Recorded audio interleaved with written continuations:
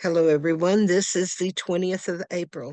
You are in the Global Fire Ceremony Room. This is Easter Sunday. Hey, hey. And we have Wisdom Keeper Christy Michaels with us. Welcome, sister. Thank you so much. It is such a joy to be here.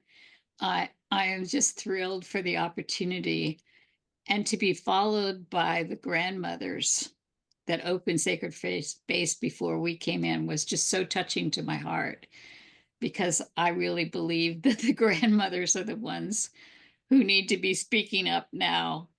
And I'm doing what I can with my grandbabies. So thank you all so much for joining us. I I wanted to take this time to kind of share with you what we've been up to. A 7-day summit is called Easter Through Mary Magdalene's Eyes. And the purpose of this was to fulfill the prophecy in the Bible. They're both in Matthew and in Mark. It says, I tell you the truth, wherever the good news is preached throughout the world, this woman's deed will be remembered and discussed.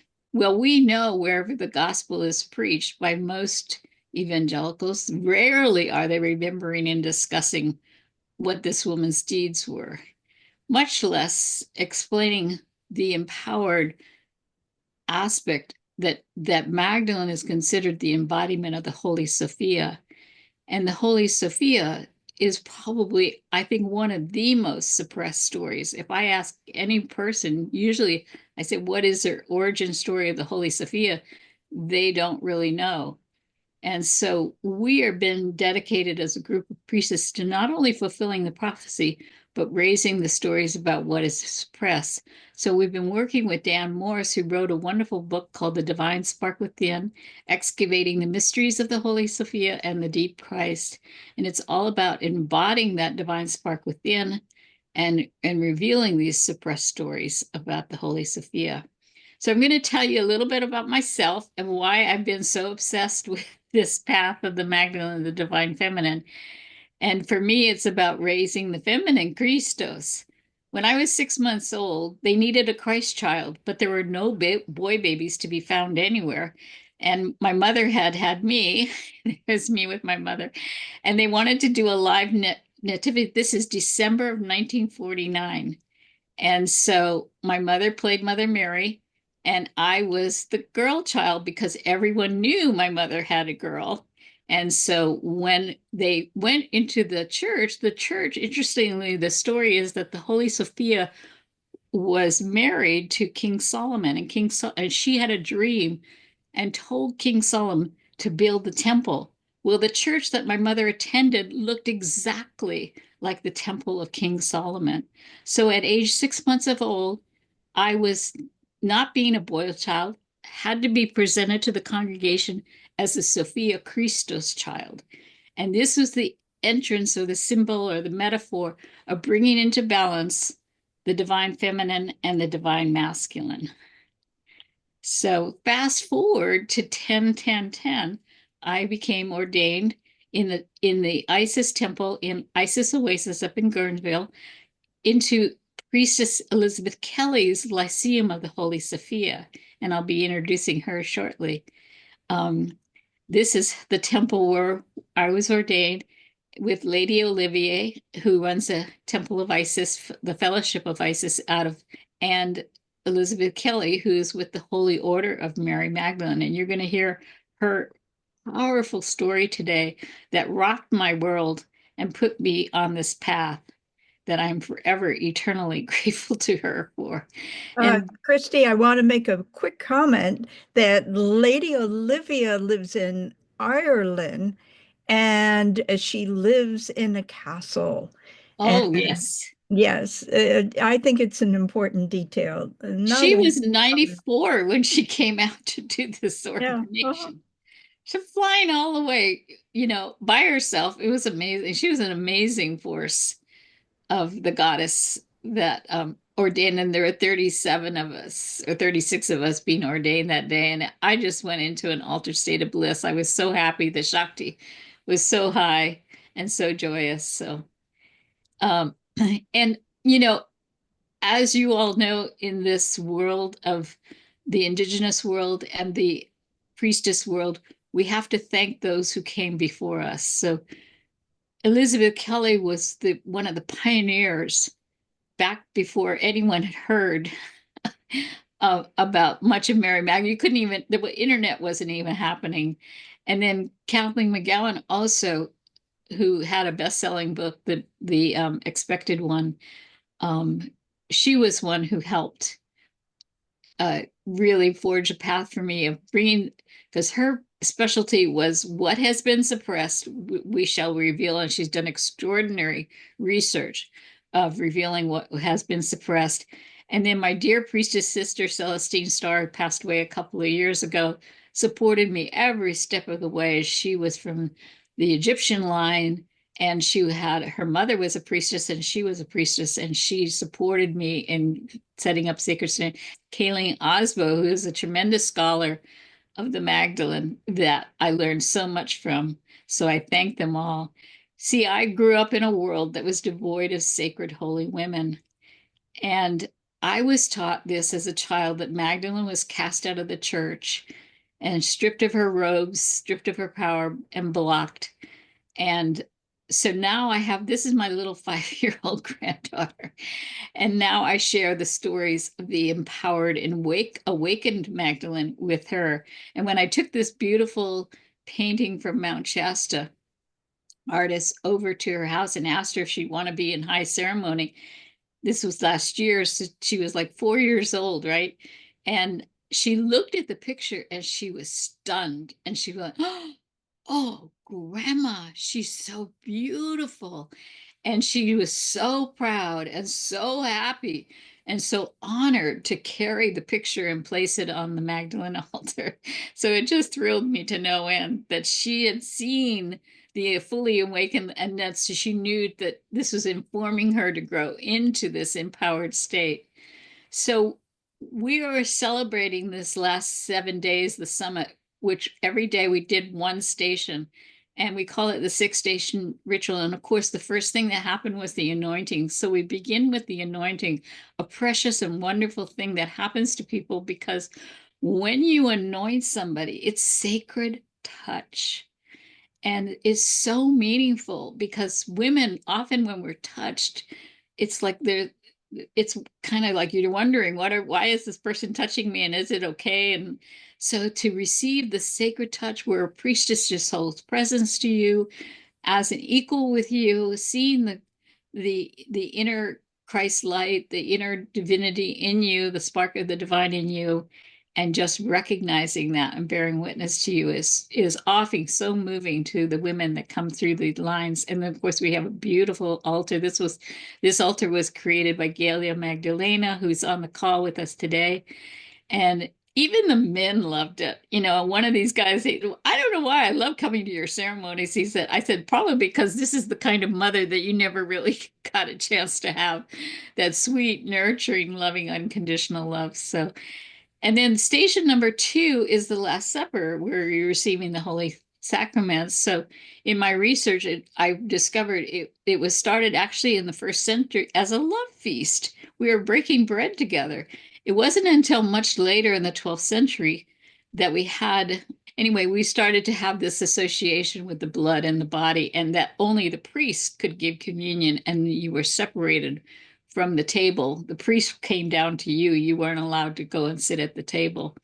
But fortunately, the artists painted the paintings that were called heretic paintings. You know, they painted the truth right before our eyes. So here's the Leonardo da Vinci's Last Supper, where the Magdalene is painted, mirrored image. Wholeness means that you have the balance of the male and the female, the divine feminine. And then you're coming to the table, you're entering the bridal chamber to receive the Gnostic blessings. The bread is the bread of life. The wine is the juiciness of the spirit of life. And the sacred union is the divine masculine and the divine feminine. And so one of the days we had Elizabeth Kelley do a version of the Gnostic Eucharist, which is so beautiful and so moving. And here she is doing it for us with the feminine calling in the Holy Sophia, and the women serving the communion to the priestesses that came to the table. So we are here to restore her as equal along with ourselves. Then the third station that you would go to after you receive communion was up to the cross. And this is where we really learn who Magdalene was, her deep courage, her devotion to her beloved, and the undying love that held no, she was just infinitely pouring out love. She never thought of anything. She was so courageous in her actions.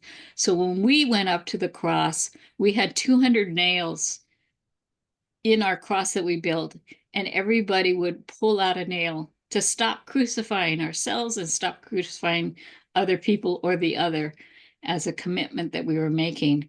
And from there, you would come down to the forgiveness altar. And the artists came forward and painted. This is a beautiful painting from Elizabeth Gibbons. They would contribute and bring their artwork. And on the trays, you'll see their bowls of rose petals, and there's forgiveness cards from the Course in Miracles forgiveness lessons. So everybody would get their own card. So you would have, a Course in Miracles forgiveness lesson. The light of the world brings peace to every mind through forgiveness. And then while you were reading your card, the priestess would toss rose petals on your head.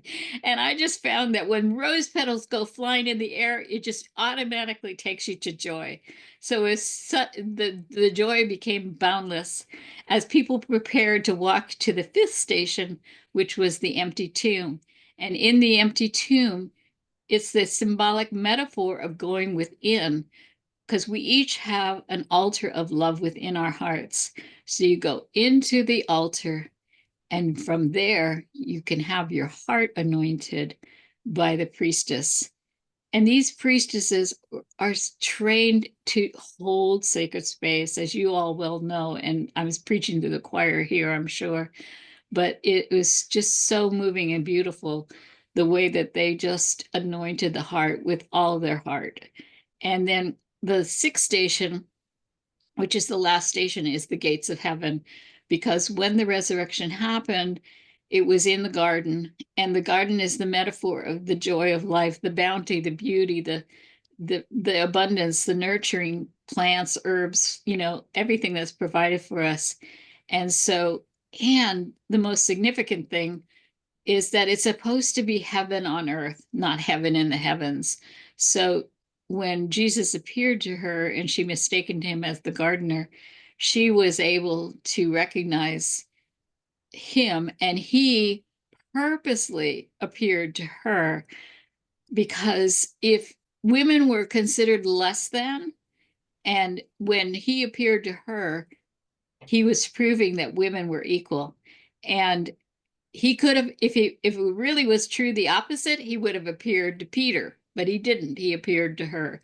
So we're really grateful for his genius and his brilliant move of appearing to her. So by the time women would come to the sixth station, the remembering, the forgetting of all the beauty, the art, the music, the singing, the dancing, everything that happened, they would just fall into our arms, and they would be met by song healers and sound healers, and they would bless them. And so they would just sometimes sit in their chair or drop to the floor in ecstatic bliss. And then the priestesses who are trained in sound healing would come and put these tuning forks that had the highest frequency vibration on your heart, because the whole point is that when we enter the gates of heaven and walk forth, we're walking forth with our hearts open, using our hearts to guide the way. So we celebrate on this day, the 15th Magdalene Moonrise Easter Server, Mary Magdalene, the apostle to the apostle. And if any of you would love to see the 7-day replay of the sixth station, and every day we spaciously went through in great detail with the scholars talking, you can go to my website, gospelofmarymagdalene.info, and sign up for the newsletter, and you'll be sent the announcement when the replays are available for you to see. So thank you so much. And this is the 15th annual Magdalene Moonrise Easter service. So thank you so much. It gives me such great joy to share this with you. And of course, one of the things that we always do is that because we are here, and some of you may have been on we tell the story of the Black Madonna was instrumental in helping and supporting me to be able to move into the churches and open up the churches. So, and that's another story that's on one of the replays that you can see. But I've asked our dear priestess sister Anasuya. Anasuya is a scholar of which actually is called an ambassador to the mother. She is, we call her Hallelujah Anasuya because she lives an embodied life of love of the Divine Mother. And so I've asked her to come and do the opening prayer, channeling the Black Madonna through her. And then she's going to tell us the story about the female Trinity that we are claiming sovereignty for. So thank you so much. Welcome, Anasuya. Thank you for gathering so many beautiful souls again this year. Thank you so much, Christy, for the vision, the heart, and more importantly, the stamina and the resilience to keep coming with the truth about Mary Magdalene, to keep coming with the truth about the divine feminine. We need advocates as well as ambassadors, as well as her daughters to rise up. We're more needed now than ever before. And I think all of the training that we've had, all of the healing that we provided, all the joy and pain that we've suffered, it was to prepare us for such a time as this. If you ever thought you didn't matter, that you're not enough, that you're just one person who's listening to you anyway, please know you are so, so needed right now. Your voice is important. Your message is important. The healing that you offer is important. And most importantly, the words that you speak to yourself is essential. The words you speak to your friends, your family, people you meet in the store as you're walking down the street, people, the messages you give through your words, empowered by your intention, empowered by your breath. They have the power to heal, but most importantly, transform and transmute that which needs to be transmuted on this plane. We are priestesses, whether you have acknowledged it or not. By being the daughter of the divine feminine, you are both her daughter, her ambassador, her priestess, her guide, her spokesperson. And she needs us right now to speak out for truth, to speak out for love, to speak out for harmony, and most importantly, justice. The mother always returns when there's great injustice, when there's imbalance, where there's war. And angels can't come, well, angels can't, but neither God nor the devil can come on the earth plane because this is not their dominion. This is the dominion of humans. But they come when they're invited. And with our thoughts and our beliefs and our actions, we invite either the lower frequencies or we're inviting the higher frequencies, God or devil. So it's really important to keep our frequency high, keep our thoughts as pure as possible, to be as grounded in the truth of who we are, because many things in society are coming to tell us we're something else, to redefine us, to tell us who we are, to tell us what we're worthy of, to tell us what our rights are and aren't. So many things are coming or are here to say, you are only this.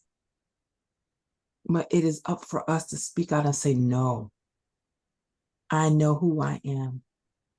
I know what I am. I know how I serve. I know who I serve. I know whose I am. And we have to be so grounded in that truth that no matter what lie comes at us, and trust me, many, many more are coming, we have to not believe it, not get rattled by it, not get angry about it. This is the time we need to bring our perfect alignment and stillness and affirm who we are.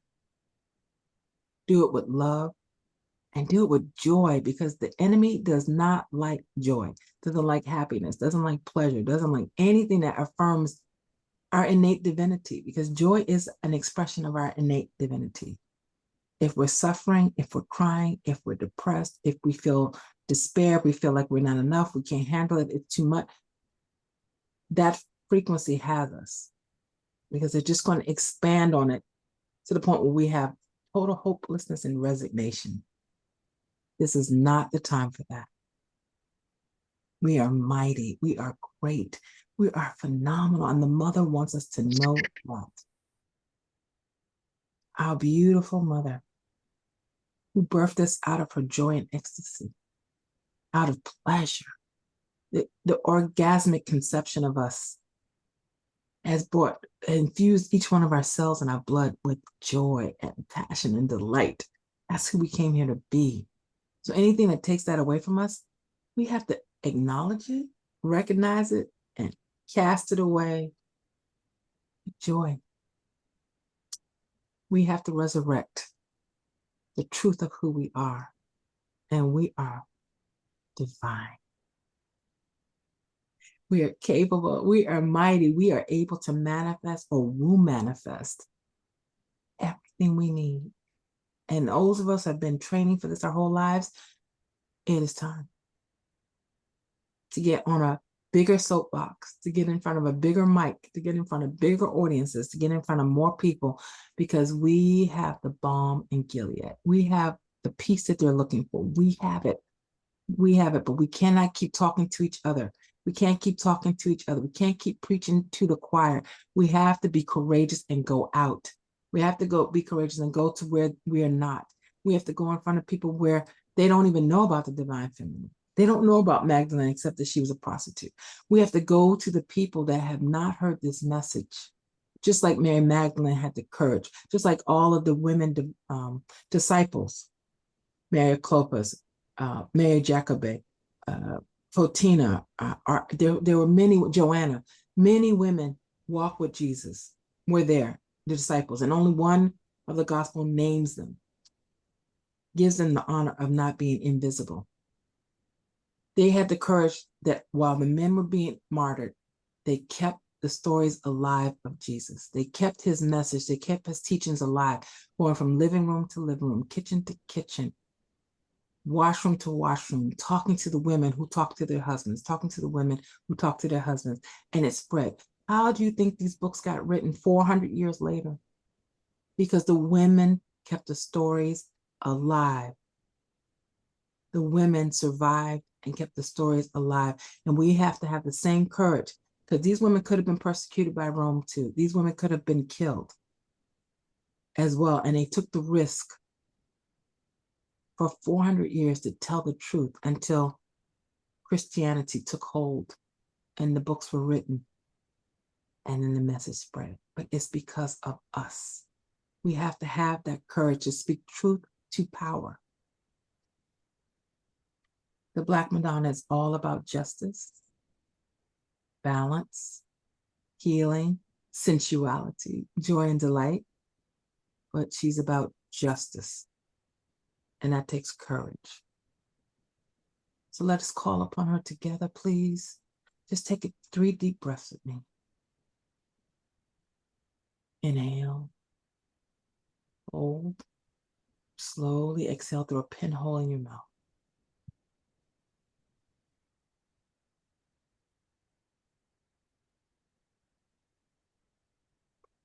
Drop your jaw and inhale. Feel it, see it filling up your belly. Hold it and breathe out through a pinhole slowly.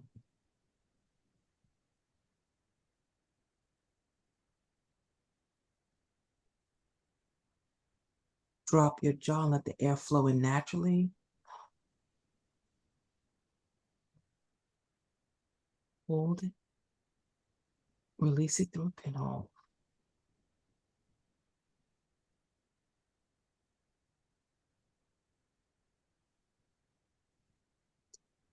Mother, Father God, our benevolent, joyous, orgasmic, loving, kind, tender parents who created us out of so much love and joy. We call upon you now in gratitude for the life that you have given us and our ancestors, our whole line, so that we could be here on this day.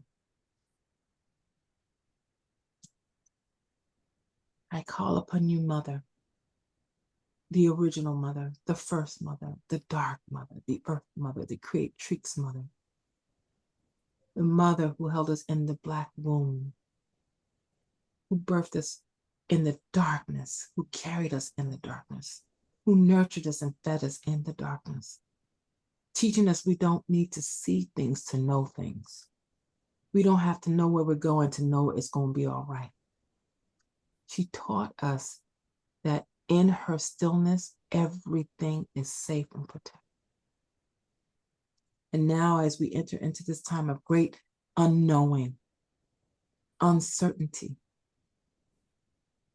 fearness, what looks like to some darkness, just know you have navigated dark waters before. You've been in the dark before and knew you were safe, knew your way, knew that you were protected. And just as you knew it now, then as an embryo who grew, we don't need to know how this story ends. We just need to know that mother's there and father is there, and we are held and protected. And as we were in the womb, in the darkness, with no ability to see, we don't need to know to see the next step. We don't need to know where we're going. We just need to trust that we will be guided through the inner voices of mother and father and our ancestors. What's the next right step? If we just trust and not go by the mind and not go by the need of the five senses to see it, to hear it, to taste it, to smell it. No, we don't need our five senses. We need faith in who we are. And that will guide us to know what is the right action in this situation? What is the right words for me to say in this moment? What is the right thoughts for me to have to infuse into this situation right here? All these right questions will be given the right answer. If we trust, we cannot rely and think we need to see something, to get a sign, to know we don't. The dark mother wants us to remember that we come from darkness, whether it be from the dark soil or from the dark universes and cosmos or from the depths of the ocean. All creation comes out of darkness, pitch blackness. And we cannot be afraid of where we come from. Our first mother was dark and lush and loving and kind, and she infused each of our cells with her prayer that we survive no matter what happens, that we survive and we live and we thrive and we pass it on to the next generation. And this is why the mother of Homo sapiens, that beautiful African mother, and her prayer of protection over her children as they left Africa and spread out around the world, we carried her prayers. And we Homo sapiens, children of the first mother, we have survived where all the other forms of life have not, because we were infused with her prayer. And in the same way, we have to infuse the future with our prayer, with our intention, with our determination that we will survive this. These troubling times will pass. This too shall pass. It may take 10 years, it may take 40, but they shall pass. But who will we be in the moment? Oh, Mother God, guide our footsteps. Be the voice in our ears so loud and so distinct that we have no question it is your voice.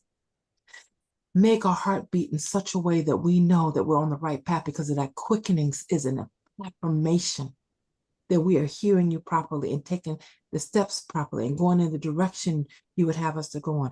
Oh, Mother, bless our tongue, not only with your sweetness and honey, but with your fire and swords so that our tongue can fight our battles with love and sweetness, but with a thirst for justice. Fill our hands with your light so that all that we touch is filled with the light of love, not the light of the sun, not even the light of the stars. We need to be filled with the light of love. That will light our path. Fill our hearts with your courage. Fill our hearts with your courage. Fill our hearts with your courage to know what is the right thing to do, even though it scares us. What is the right thing to say, even though it terrifies us? What is the right person to be with, even though being with them is scary? Give us the courage to do it anyway, to say the things we need to say anyway, to go where we need to go anyway, despite our fear. We do it because it's the right thing to do, to speak up, to stand by someone being persecuted, to speak out for someone who's being assaulted or hit with racism or attacked. We must have the courage to be there for our brothers and sisters, because truly every one of us are your children, Mother. You blessed us with great diversity to survive great adversity. You blessed us to be here, but the journey has had us forget that we are one. The journey has had us think that we're separate and there's hierarchy and some are better. Mother, erase the lies from our minds so that we may see each other as our siblings, as you see us as your children. Give us the eyes that see your truth. Give us the heart that feels your love. Give us our mouths that speak your truth. Give us feet that walk in your truth. For we are here because we are willing to bring forth the truth of who you are to a sin-sick world. You created us for such a time as this. Our birth was not accidental. We are not mistakes. We're not the children on the bench, so when the first line gets wiped out, they're calling us from the bench. No, everyone is supposed to be here. We were all blessed with a purpose and a mission, a soul purpose that is phenomenal. Let us remember our soul purpose. Oh, Mother, bless our memories so that all the veils that have been put over, remembering who we are, just take it away. Use your sword to cut it away so that we are free from every lie and deception that we have been given and told. Bring us back to the essence of who we are. Bring us back to the essence of who we are and resurrect that essence here on Resurrection Day, so that the truth of who we are and our soul purpose is so alive and vibrating in us that we can only shout with joy and gratitude that we remember who we are and why we are. Hallelujah, Mother. Thank you for removing every obstacle. Every obstacle. Hallelujah. We praise you. We give you honor. We give you the glory. Thank you, our beneficent, benevolent, dark Mother. Thank you for suckling us and holding us in your lap and wrapping your arms around us and speaking life into us, speaking your truth into us, speaking your dreams into us, speaking your holiness into us. Thank you for loving us this much and trusting us to do what we promised we would do if we got about it. We made promises on the other side that if you send us in, we will do that bidding. Let us remember our promises and remember our purpose and remember our mission, because this is the time to pull it all out, all of the stops, pull out every obstacle to go full speed ahead, because this earth and humanity and all the sentient, insentient beings and all of the trees and the oceans and the stars, everything needs us to wake up and do what we came here to do and be who we came here to be. They're counting on us to stop being afraid, to stop hiding out amongst people who look and think like us, and to go out and be with people who don't look like us and who don't speak like us, and bring the gospel to them, bring the truth to them, bring the good news to them, bring your love to them. May each person go out and touch 10 more people and tell them to touch 10 more people till we create exponential truth warriors. Give your children courage to leave the familiar and go where they are needed, to speak where they are needed, to be your peace where they are needed. Oh, Mother, we call upon you now for your glory to shine upon us, to shine through us, to shine in us, so that we always know who we are and whose we are. Oh, great Mother, bless this union today, this gathering of souls who have come here, whether they know it or not, to get their assignment. They have come for their assignment and their marching orders. They have come because they are ready to be the warriors for love that they promised they would be. Thank you, Mother. For these times are perilous, the leaders are treacherous and wicked, but we are the light of love, and that casts out all sin. And we are the ones. We are the ones. We are the ones we have been waiting for. May we remember. May we remember. May we remember and take action. For faith without works is dead. And we are alive so that we can bring the gospel, the good news of the divine mother, of our Black mother, of our loving mother, of our kind mother, of our tender mother, but our ferocious mother who will fight for us to the end. Yes, we are here to bring the gospel. Help us to remember who we are and to be not afraid, for you are with us always. These things we pray in the name of sweet baby Jesus, our ancestors, our guardian angels, the lovers of our souls, our beloveds, our truth, and our very own soul. Ashe, Awumen, Amen, Aho, and hallelujah. Because we are ready. We are ready. Thank to you. be us. We Yes. are ready. Wow. Thank you. Thank you. You know, you embody the depth of prayer, I mean, your passion, your willingness. When some people go to indigenous ceremonies, they're like, this is not sound bites. This is not like, this is like, no, we're going after it. We understand what we're trying to source to. And you are the heart of the mother, and you go right to her heart and you pour your heart out. So thank you for your beautiful, spacious prayer. I appreciate it so much.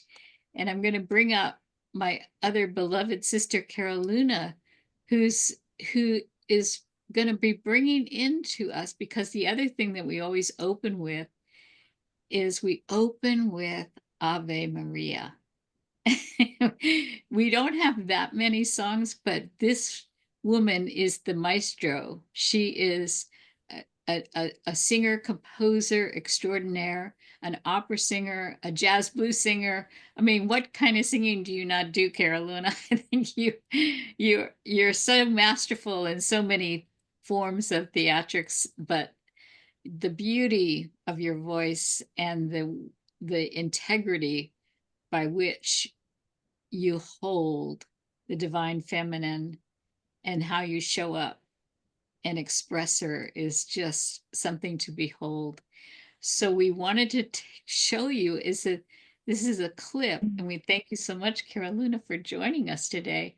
And we're going to have a little conversation afterwards where we'll have a chance to reflect and talk about it. But this is the song you sang at the Magdalene Moonrise Easter service. And you'll see Caroluna singing Ave Maria, and in the back, you'll see Anasuya and a number of the other priestesses at the altar honoring the feminine trinity, honoring the Black Madonna, Mother Mary, and Mary Magdalene. And the Trinity aspect of the Father, Mother, God. You know, it's like, it's so important to bring the mother home and to speak her name and honor her presence. So I thank you. So you'll get a clip and a glimpse into one of our Easter ceremonies. I'm going to And it's probably best that we all They're- mute when it Pardon? plays. It's probably best that we all mute when it plays because sometimes the sound doesn't work otherwise. Okay.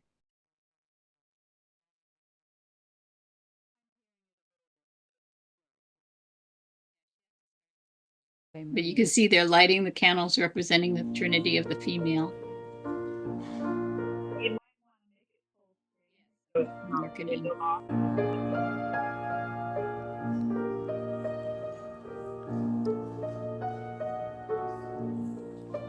Can you change my slide?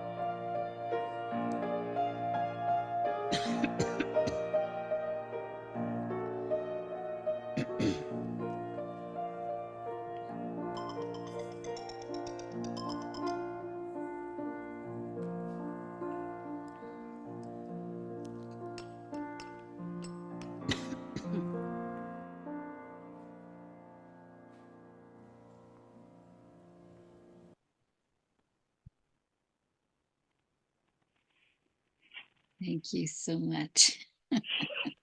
Sweet as ever. Sweet as ever. Do you want to share anything, Caroluna? Can you hear me okay? Yes. So, yes, the Ave Maria meeting for, that is for the Virgin Mary. But as we're here for the Magdalene energy for the Divine Feminine, that is also the Sophia. And for me, this song is so precious, the Ave Marias. There's so many of them, but this one is the one that Christy likes that I sing for you. And I felt very blessed to be there on that podium with so many amazing priestesses. And thank you so much. I want to give a thank you to Christy for all the years that you brought us together. I'm so grateful that you keep saying yes and adding your exquisite talent. And Anasuya, thank you also for joining us. And it was, we don't have time here today to really go into the whole red thread thing and how we were really bringing in the idea that there is, if there's a male trinity, there's a female trinity. if Mother Mary is so important. These sacred holy women, Mary Magdalene, the Black Madonna, they all worked in unison as one. So thank you so much. And so now is my great delight that I get to bring on the woman who started this whole thing for me. If I can, Yeah. everybody meet Elizabeth Kelley. She started this whole thing off with me. She and I were in a writing group, and all the women in the group were writing some version of the story of the goddess. And she was writing about her story of the apparition of Mary Magdalene appearing to her and how her whole world got turned upside down. And I was riveted. I could not wait to come each and every day to that class to hear the next piece of her story. And we're working on getting her book published of this incredible story, which she's going to share bits and pieces with you today. But Elizabeth, my dear, I am so grateful to you because, there's my life before Magdalene and there's my life since Magdalene and the world that you opened up to me. And the joy is so much better. It's like so much more fun. I just love it. It's the priestess energy, the dancing, the music. And of course, the art that you saw on the altar was from Sue Ellen Parkinson and Shiloh Sophia. Oh, it's like the art heals me, the music heals me, the dance heals me. It's what gives me the joy of life. So, Elizabeth, I'm going to turn it over to you and look forward to hearing your beautiful story. Elizabeth Kelley, priestess of the Holy Order of Mary Magdalene. Thank you, my love. Thank you, Christy, for that great introduction. And wow, thank you, Anasuya. Boy, did you ever pray us in. You are a preacher extraordinaire. And beautiful Caroluna. Oh, my dear friend, I am so grateful. Caroluna and I met when I celebrated a Eucharist with Matthew Fox, and that was a big honor. And for the Cosmic Mass, and we've been friends ever since, and that's maybe coming up to 20 years. So it's been a wonderful friendship. And now I am going to try to seamlessly share my screen. Let's hope it's as seamless as I would like. And there it is. Oh, I'm going to take a breath, and we're going to embark on a voyage of discovery of Mary Magdalene and actually how it all came to me.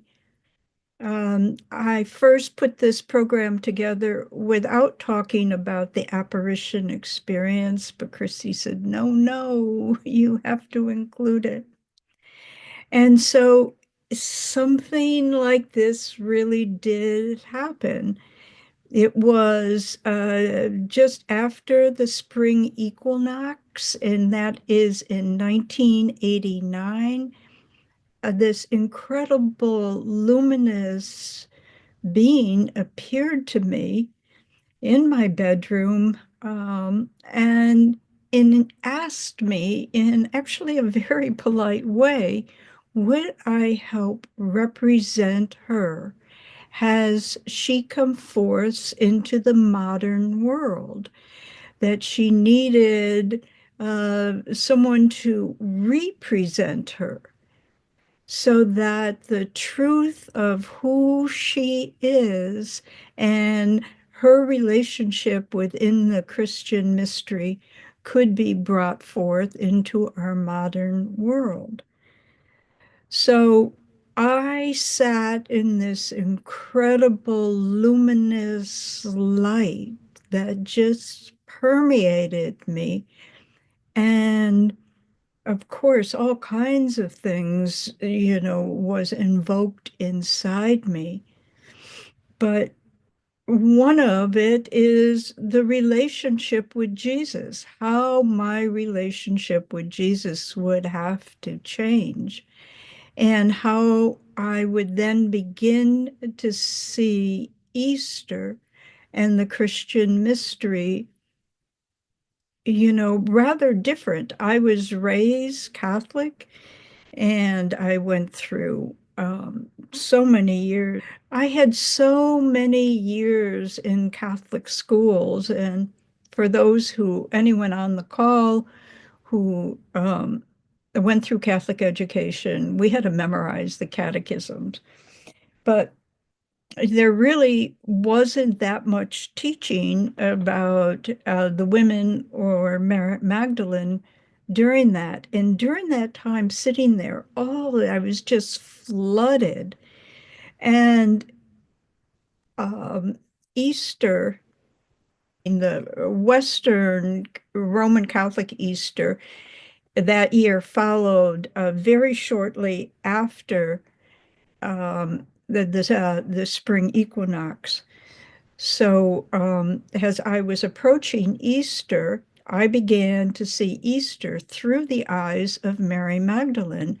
And it was an incredible opening experience. And it's just interesting, me sitting here with Christy, how she has taken it on and created 15 years of exactly what I was experiencing, seeing Easter through the eyes of Mary Magdalene.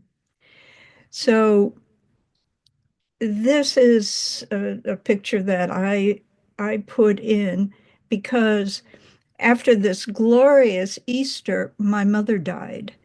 And it was a super shock to my system that my mother, who was not, ailing, and all of a sudden she's dead. And I went back to Syracuse, New York, where I was born, to take care of all that you have to do when your mother passes. And while it's a longer story, but to be short, I met um, Russian Orthodox priest at the airport when I was taking my boyfriend, who came with me, to catch a flight back to San Francisco, and their father had just died, and um, and they invited me to this monastery. And it's a little snowy. By that point, it was the end of April, going into May when I arrived, and there was that much snow in Utica, New York, or it's Jordanville, which is just outside of Utica, for those who know upstate New York. And this is the inside of the Russian Orthodox Church. And at that time, it had the largest amount of icons in the United States at this monastery. And all the men were dressed in black, and you probably can't see it well, but in the very, very, very back stood the women. Oh, and I guess there's a few here. And they gave me this long black coat and a babushka that I was to wear to attend their services. But the day I arrived was the day that they had just finished printing a book on Mary Magdalene. And it's a printing press at Jordanville. Holy Trinity Monastery they have a printing press there. And they gave me a book on Mary Magdalene and an icon of Mary Magdalene and gave me a cell. They put me in a cell. That's what they called it. And I spent 5 days there. And um, and in this room, I was given classes in Russian Orthodoxy. And what is so important is that within the Russian Orthodox tradition, there is no mention of Mary Magdalene as a whore or a prostitute or a sinner. She is the apostle to the apostles, the first to preach the gospel.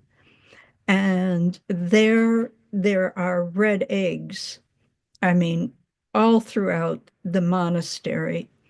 And they even have a crypt underneath the church with the coffins of those who had passed with red eggs on it. And it is a sign of renewal. And that is how Mary Magdalene, according to the Russian Orthodox tradition, went to the male disciples. And a woman was passing by with a basket of eggs, and she grabbed an egg, turned it red in her hands, and said, "Christ is risen. Christ is truly risen." And that is the background story of both the red egg and her being the apostle to the apostles. So as you could see, that she was the first one. I think Christy already mentioned this. She is the first one that Jesus appeared to, and she was the first to go forward and preach the gospel. And that is definitely a place of distinction. And to me, it is obviously the rightful lineage as the apostle to the apostles for women to be ordained as priests. But that's a big subject to take on with the Catholic Church. But I think eventually that's going to happen. And so shortly after that experience, when I returned to California, I was introduced to an Anglican priest who facilitated for me to go to France. And this is a hermitage in St. Baume dedicated to Mary Magdalene, and it is the front part of the cave. It's absolutely very deep and beautiful story, but it is a Dominican priest gave me this image of Mary Magdalene, and it was the first image, like a holy card, that I had. And then I created that background and I put it on my website.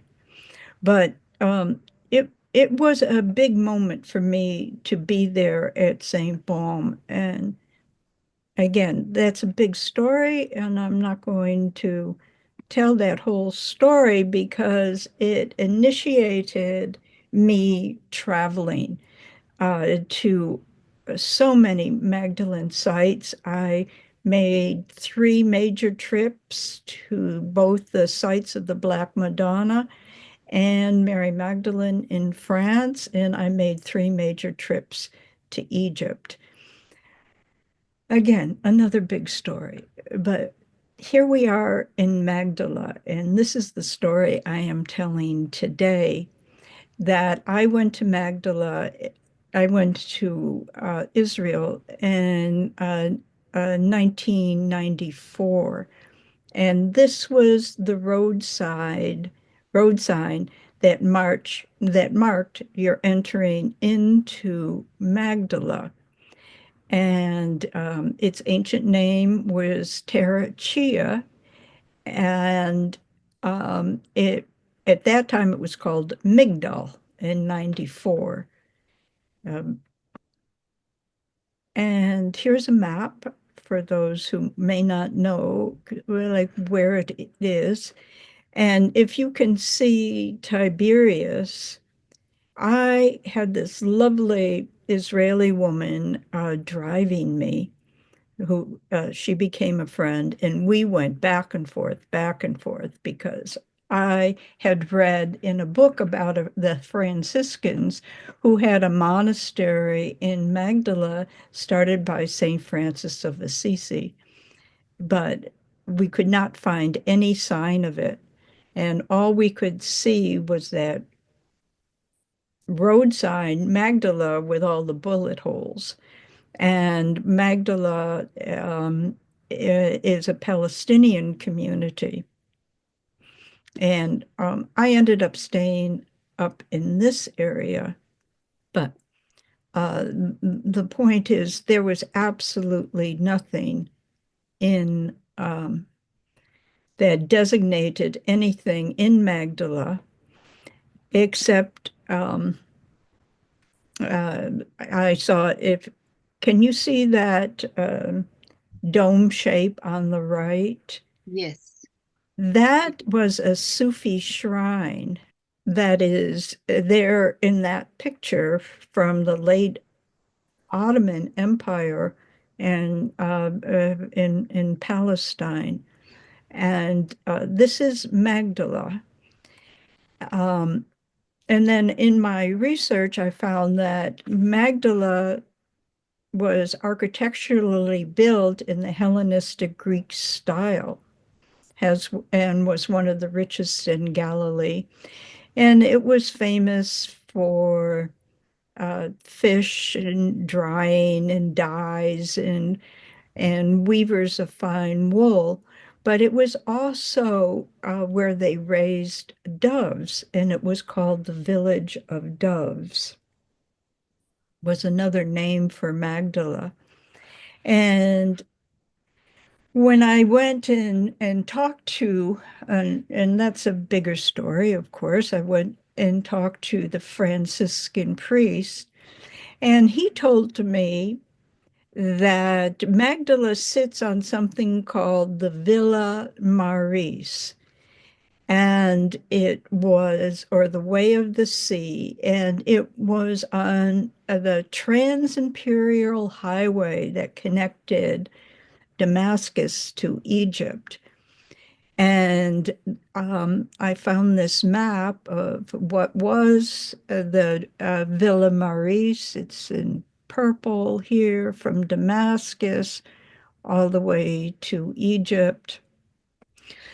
And it was a trade route.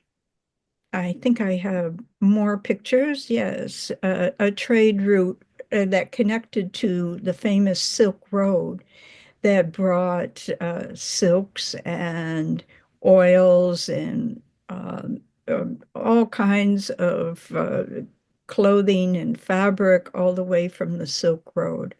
So it was a stop along the Silk Road, and it was also called the Little Breadbasket because it was so rich in and fertile, Magdala. And there are 7 springs that feed into Magdala, which allows it to be so fertile and grow grain and be able to bake the bread and be in an affluent town.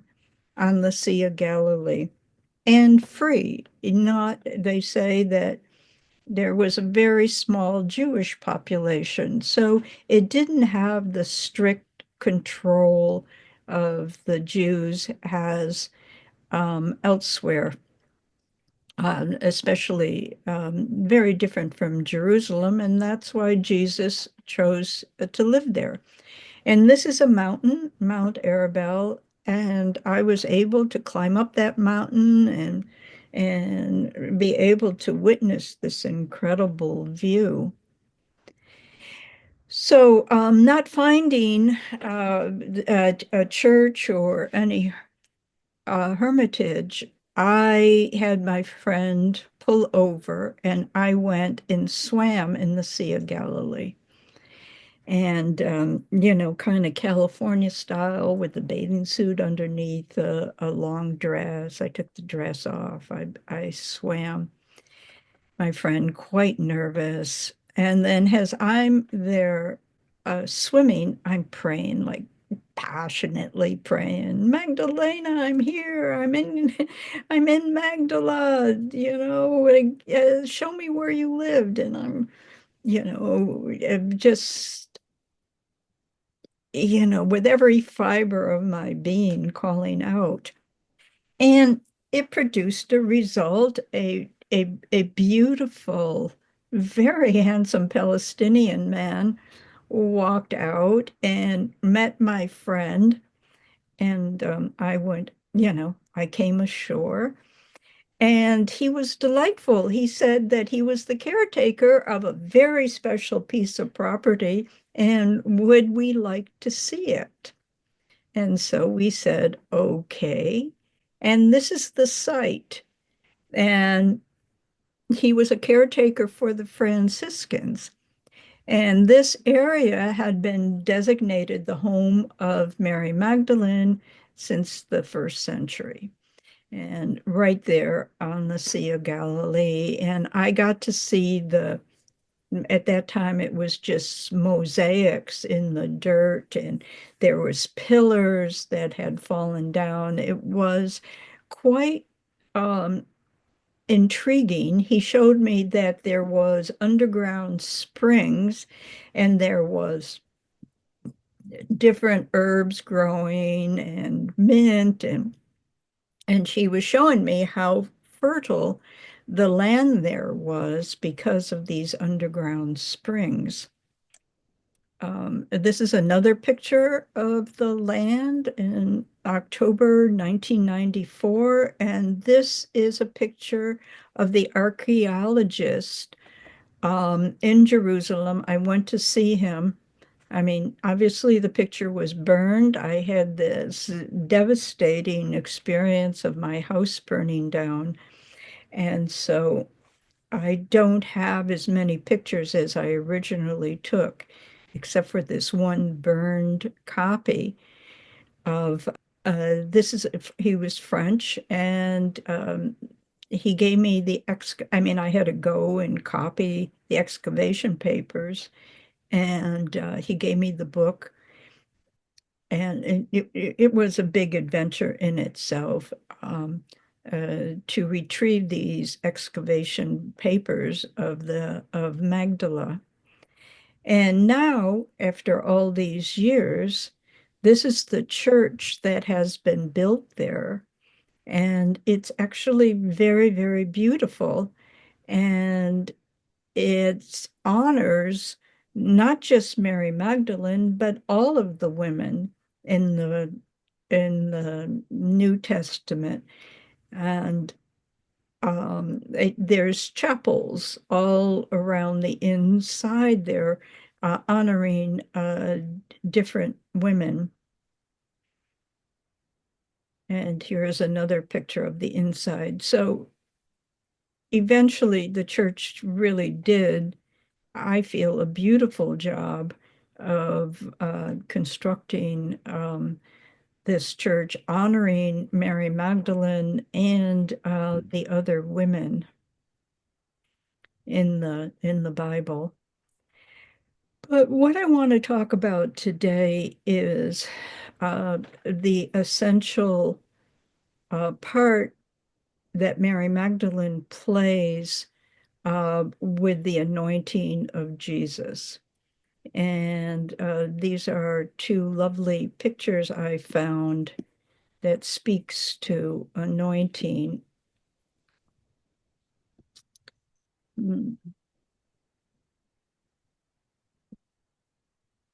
So I call Mary Magdalene an alchemist. And an alchemist in the blending of oils and creating healing balms and ointments. And she, living in Magdala with the trade routes coming, all the way from India through Damascus, en route to Egypt, she had access to all of these different essential oils.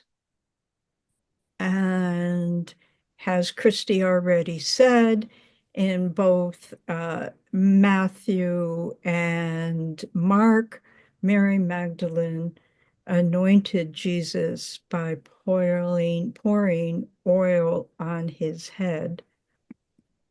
And here's another very deeply beautiful picture of the anointing of Jesus. And this is a stained glass window in Saint Baume in France.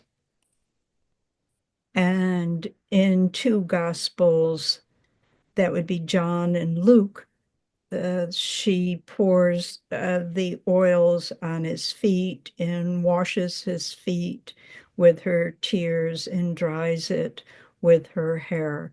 And that is another very deeply moving segment within the Gospels of a very deep, intimate relationship they have. But it's in preparation for his death. And this is an icon of Mary Magdalene and the holy myrrh bearers. So there is a significant Christian history about the women bringing herbs and ointments to the tomb to prepare the body. But a lot can be said about this, and their support for Jesus's resurrection.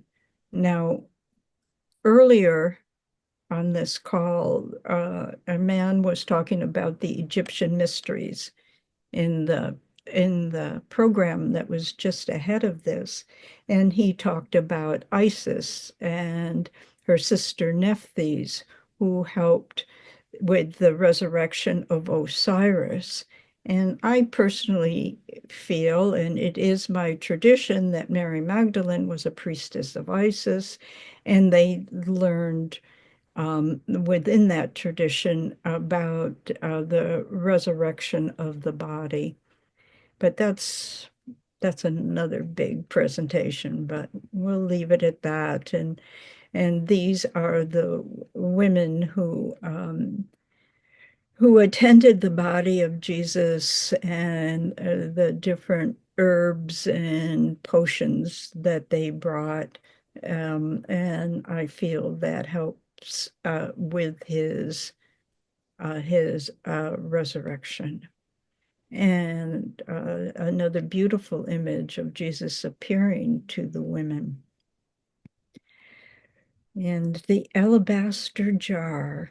Now, alabaster comes from Egypt, and I was fortunate enough to have stayed about 5 weeks in Egypt and was able to go to the area where they mine the alabaster.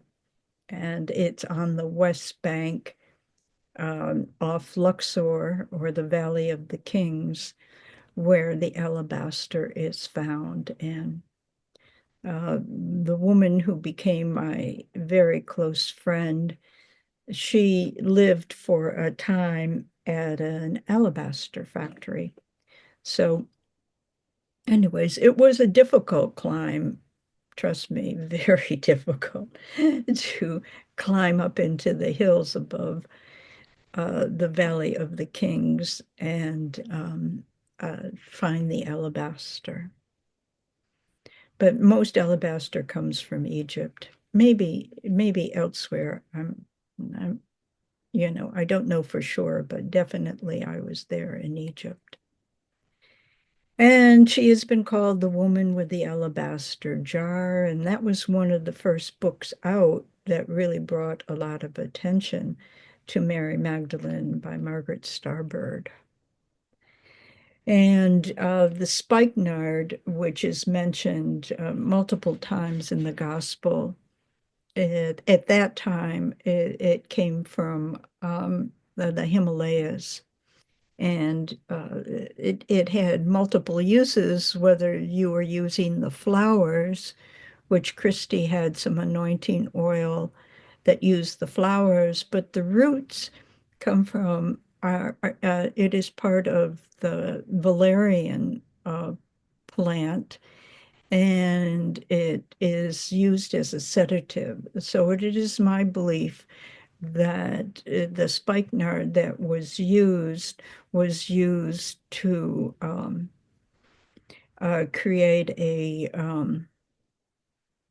sedative for what Jesus was about to go through. Crucifixion, of course, is extremely painful.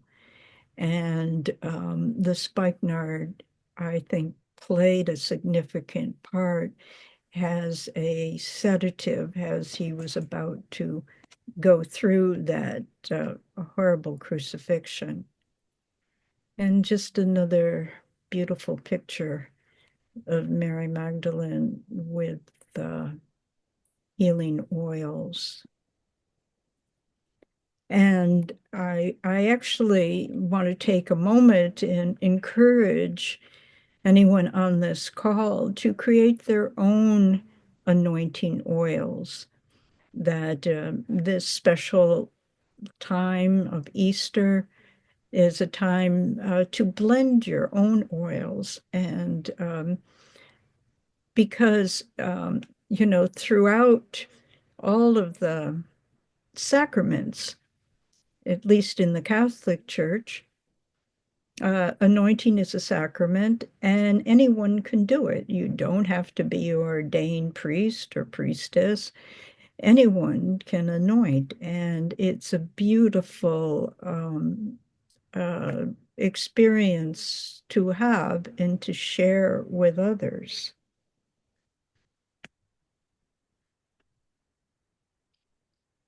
And this is my teacher who ordained me, Ta Rosamond, who is the spiritual head of the Holy Order of Mary Magdalene. And she held the most exquisite space when she celebrated the Eucharist. You really felt you were drawn back into time, and that she was a definite embodiment of Marie Magdalena herself. She was very beautiful, very potent, very wise. And so and with maybe as many or as few as about 20 have been ordained by her. Not many. She did not ordain many. And this is a picture of me celebrating the Eucharist up at the Temple of Isis. The ability to celebrate a Eucharist was passed on from Rosamond. And I like this picture of Mary Magdalene because she appears so strong and courageous. And this is something that we all need to draw on, especially in these challenging times, that we can move forward in our soul's destiny to bring forth what we have been born to do. As Anasuya so powerfully invoked in her opening, that we have this opportunity in this human body to really go forth and speak our truth, even though at times it can be very challenging. So I like this picture, and it speaks of courage and strength to me. And here we are at Easter with the light of the risen Christ. May the Christ consciousness that abides in all of us, that spark of divinity that we hold, may we bring it forth in the world, however we have been called to do that. So may we hold that frequency of radiant love and light as we walk forth out of this Easter season into our everyday life. Thank you. Thank you so much, Elizabeth. Thank you. Spot. Thank you, dear. It's like I've heard your story many times, but every time I hear it, I hear something new, learn at a deeper level, the pilgrimages you made and the pioneering work you did with the research you did and whatnot. So I'm very grateful for your perseverance and your dedication. It's amazing now to see so many exquisite images of Mary Magdalene, when at the time I couldn't find one. And at the time I couldn't find anything. And in these years, so much of this has come forward. And, I've had wonderful opportunities, and it was definitely opened me up to so many experiences and travels. It was a big opening. Yeah, that is great. So thank you, my dear.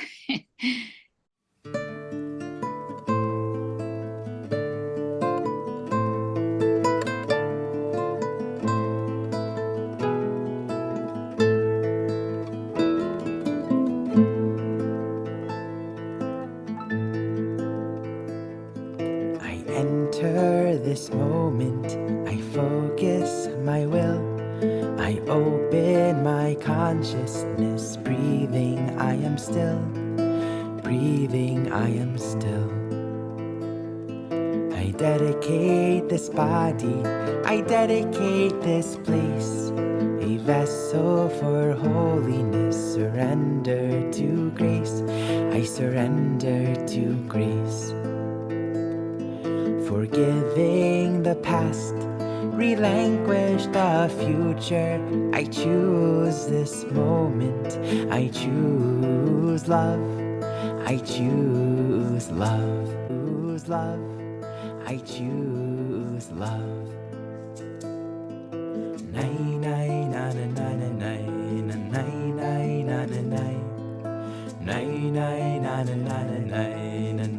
nine nine. We will be offering at our altar, the Sophia altar, a Christ Sophia, or as she's asked me to say her name more often first, Sophia Christos, healing or blessing, which will actually help us balance the inner masculine and feminine within each one of us, so that then we can go out and begin to do our missions, our activism in the world from that balanced place, from that place of peace.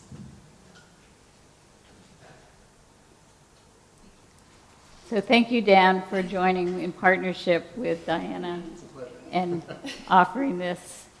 And Dan Morse up here, please. if you would. And I'm going to turn over this part of the program to the men, right? Because that's the way the ladies do it. When you empower us, we want the men involved. So thank you, Dan. Breathing.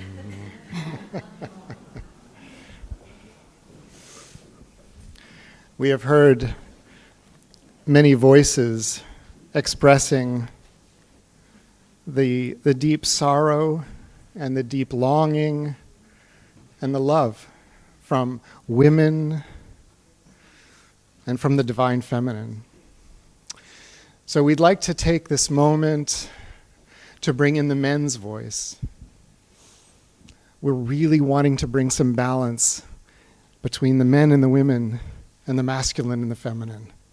So I ask you, is this okay? Can we bring in the men's voice now? Yes. Thank you.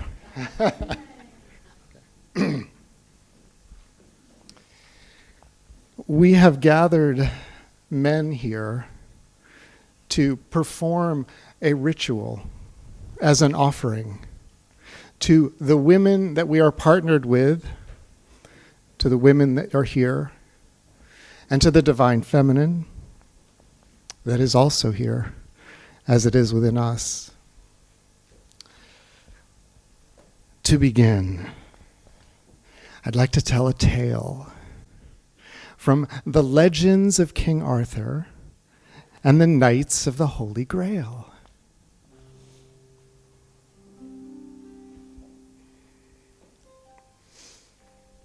Be prepared for some macho energy here.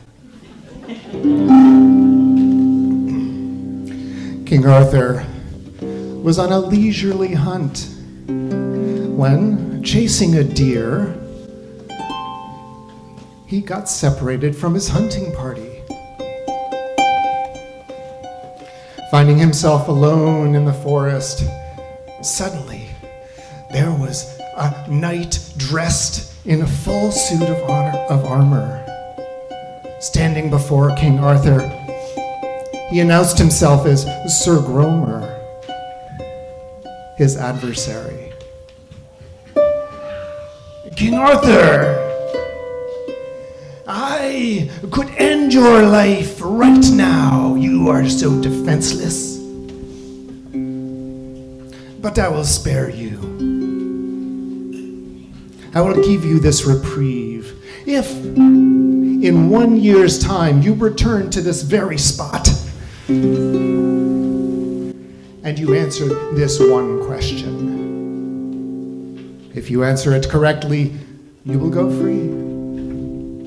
If it is incorrect, I will lop off your head and invade your lands. And the question is, what do women desire the most? Yes. What do women desire the most? What does Mama Earth desire the most? What does the divine feminine desire? All right. King Arthur, you have heard the question. Begone. King Arthur went to his castle, came to his knight, Sir Gawain, and the two of them proceeded to travel the countryside, asking all of the women, what is it that you most desire? They filled their book with their answers, and yet after months, he still didn't feel like the answer was there. Aggrieved, King Arthur once again found himself in the forest alone, when all of a sudden there appeared this Dame Ragnell, otherwise known as the Loathly Lady. And what a sight was she to behold. Warts covered her face. The few teeth she had, crooked, a balding head with patches of tangled hair. King Arthur could barely look at her. King Arthur, I have the answer you are looking for that will save your life, says Dame Ragnall. But in order for you to get the answer, you must promise me that once you are free from Sir Gromer, that you will take your knight, your nephew, Sir Gawain, and he will take my hand in marriage. King Arthur, knowing his honorable knight Sir Gawain would do what was asked in an honorable way, he said yes. And so, sure enough, at a year's time, King Arthur came to that spot and met with Sir Gromer and told him the answer that Dame Ragnall had told him. And this was the answer. What women want is to be sovereign from their men, to have their own voice, to have their own choice, to have that choice be honored without fear. This is what he told Sir Gromer, who said, yes, that is the answer. King Arthur, you are free. And shortly thereafter, Sir Gawain entered into marriage with Dame Ragnall. In that evening after the wedding, Sir Gawain was sitting in his in the bedchamber waiting for Dame Ragnall, when all of a sudden she appeared as a most beautiful woman. He said, "What has happened here?" She says, "Sir Gawain, you have loved me for just who I am, unconditionally, without hesitation. And because of that, you have broken the spell, an evil spell that was placed on me. But, Sir Gawain, there is one condition here, for I can only be beautiful for half the day and ugly for the other half of the day. Oh, Sir Gawain, what is it that you would like? Would you like me to be beautiful during the day and ugly at night? Or ugly during the day and beautiful at night?" Gawain dropped to his knee. "My lady, what is it that you would desire?" And with that, Dame Ragnall and her sacred masculine Gawain lived happily ever after.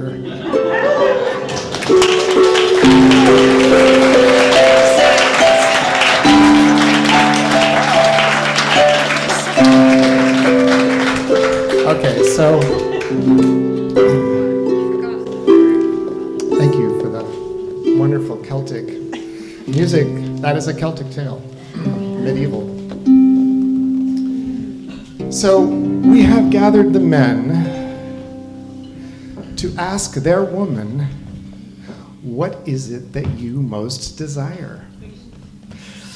And the ritual that we are doing here has already been partially performed. For each man has approached their woman and said, what is it? I want to hear you. What is your voice speaking? And the man is being tasked with hearing that and responding to that, not from what the man thinks that they should hear, but from what they are hearing, and responding to that with care and attention. So, Diana.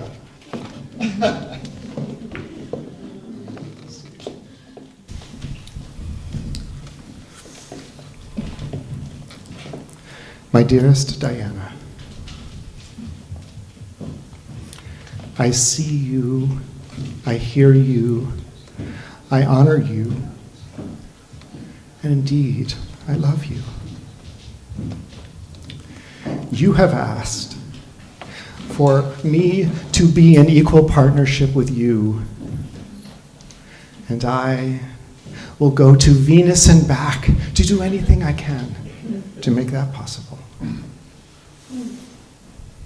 You have asked that I help women in the culture to also find equal partnership, and I will do my best to help with that in the community, in the government, in the boardroom, in the medical establishment. Women want and need to be equal. I will draw on my male privilege to support women when that equality is not honored. Diana, your voice is at least as equal to any man's, if not more equal, in our effort to help to right the imbalance between the masculine and feminine.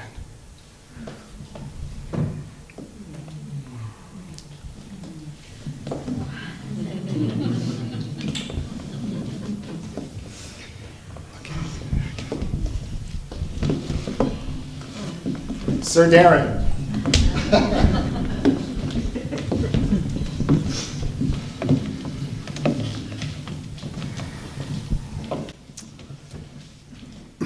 My beloved Karina, you have told me what you really want. Not what I wanted to hear, but what you said.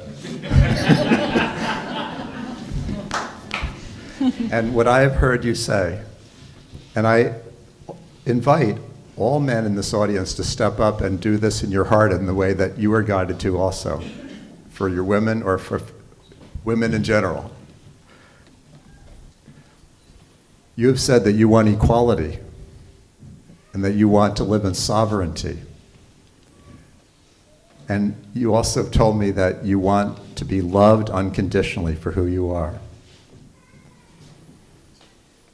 And you've also said that you would love my support in you stepping into your greatness as the goddess warrior that you really are, and not the little one you've grown up to be. And that sometimes that's really hard to do. So I pledge to you to see you as an equal in any hidden parts of my psyche that still holds on to male privilege and chauvinism, even though it's been deeply hidden under my New Age spirituality. I admit that it's there, and that I will endeavor, whenever your mirror shows me that I'm in that place, to correct myself and to honor the great being you are, and that absolutely that you see you as equal in all our decision making and whatever else we do. And I also offer to push you when you need to be pushed and back off when you need me to back off, and helping you be your greatest self.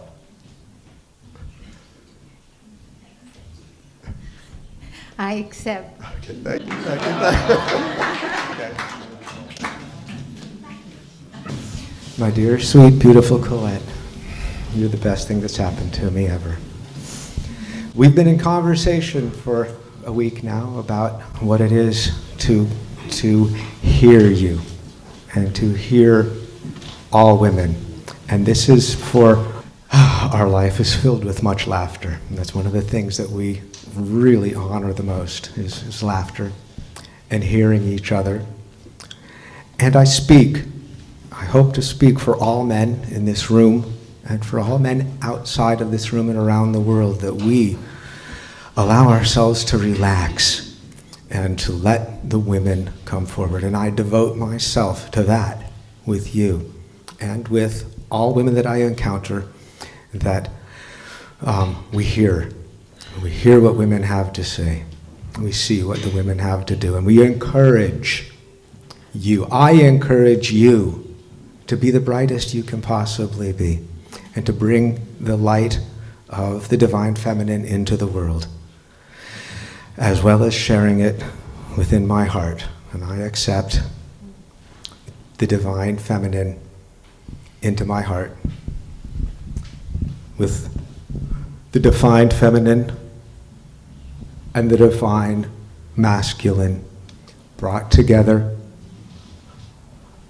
and spread upon us and is spread upon Gailya and all. Aho. Aho. Thank you for sharing your love, and thank you for honoring the divine feminine, and I accept your offer. Are you open to receiving a blessing and an offering from me? Hold the mic closer. Are you open to accepting and receiving an offering from me? I, as a representative of the divine feminine, am totally open to receiving an offering from the sacred masculine. I see the divine feminine in you as I see it reflected back in me, and I see how you've emerged as one of the goddesses in our community and have contributed in such significant ways throughout the community, and I want to honor you for that. And I want to commit to having that quality in me that I see in you and honor that for all women and all of us in the community. Thank you. Thank you. Love you. Thank you, love you, appreciate you coming into your full power so that you can hold me and I can truly be my feminine. May it be so.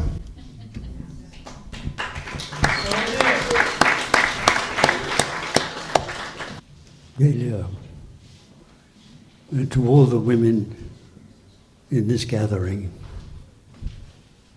I honor, I respect, and I support you in your divine sovereignty. And I offer you the support and the protection that you so deeply desire.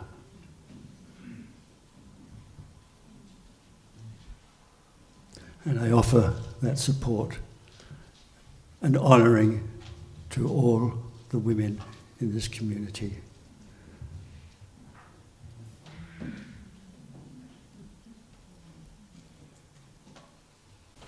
I offer the recognition of your divine sovereignty.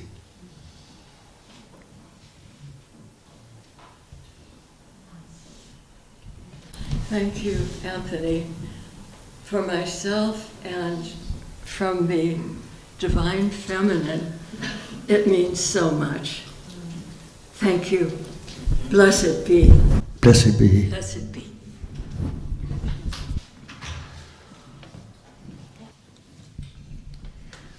Dearest Mia, I so love you and I so honor you.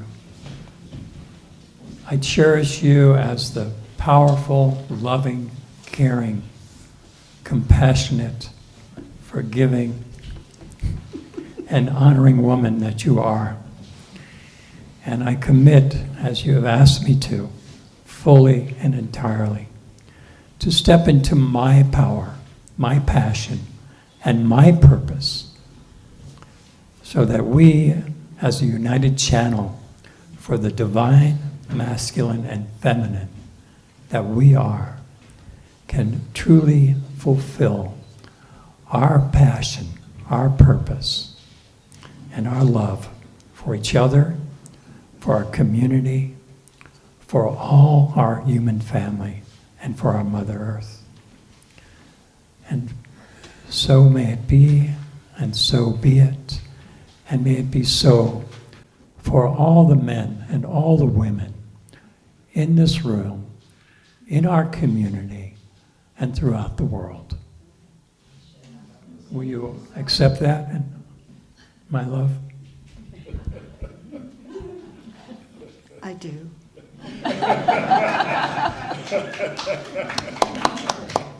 And I accept the divine feminine and the divine masculine within each of our souls. entwining together.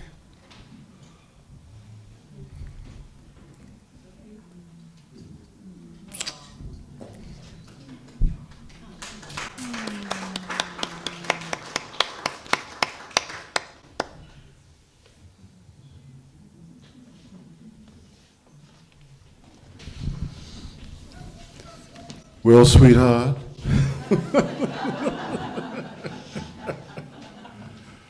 I see you. I hear you. You know I hear you, baby. And I love you.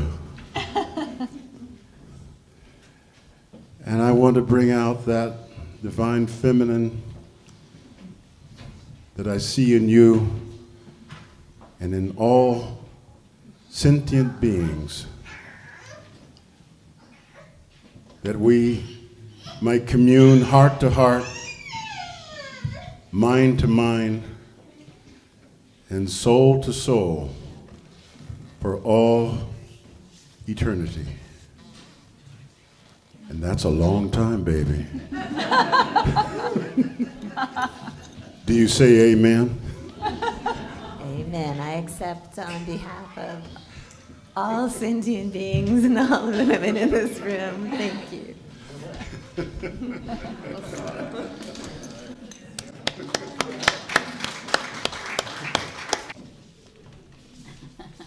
Christy, Oh, no.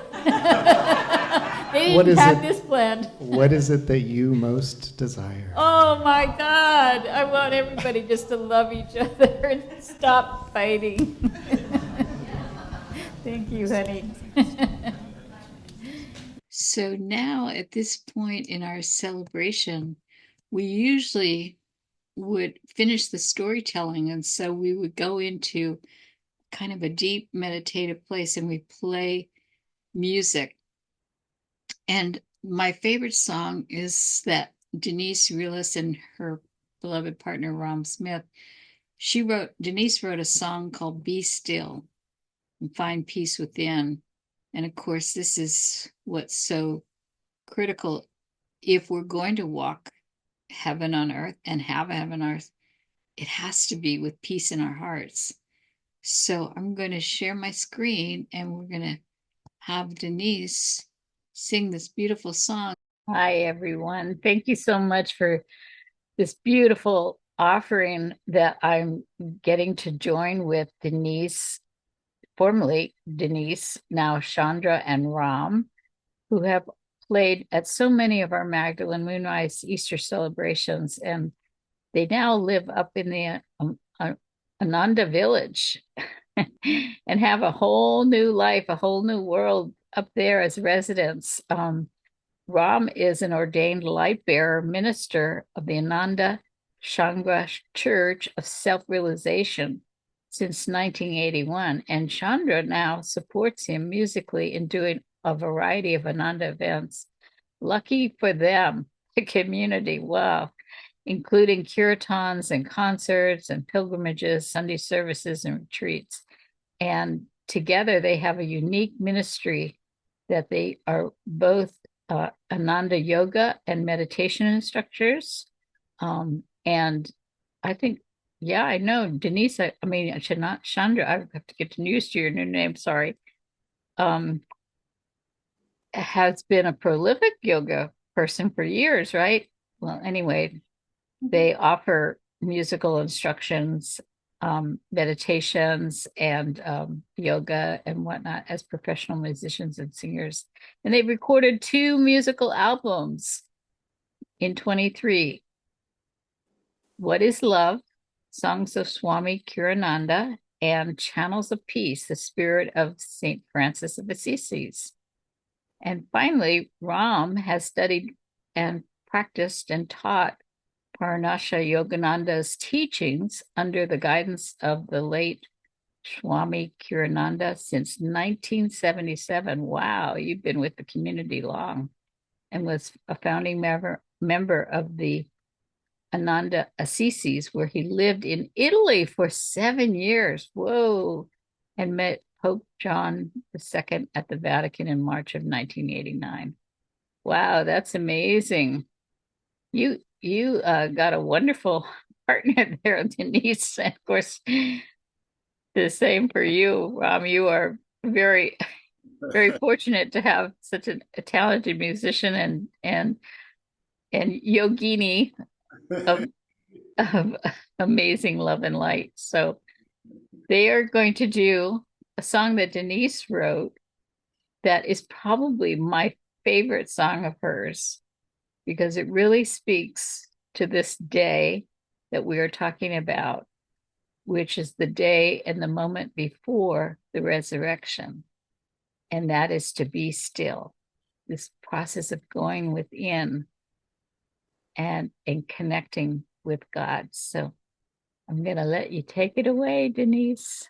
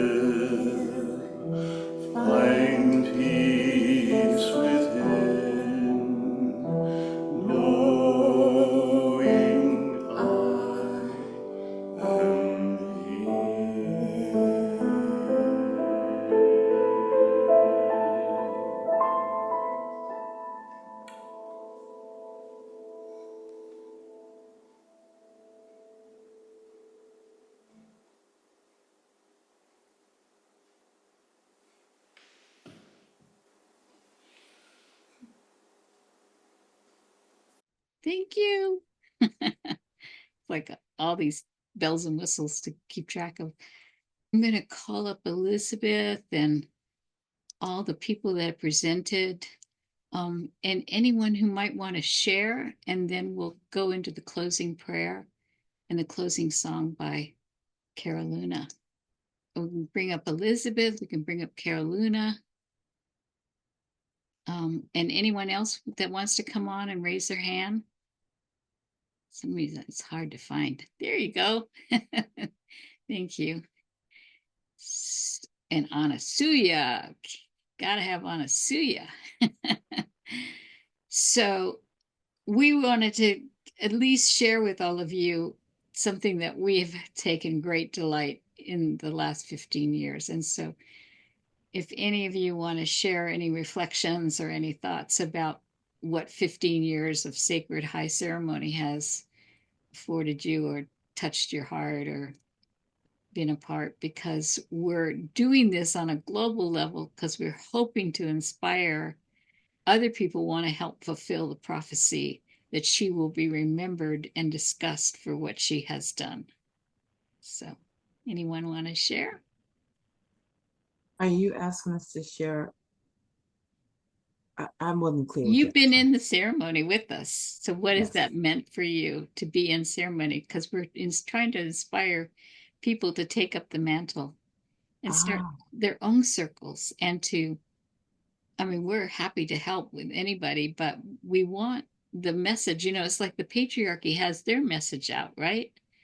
And theirs is, I mean, right now the white Christian nationalism is emboldening itself, and the cruelty is the point. It's like I've seen pictures of Jesus with holding an AR-15, like they want him to go to war.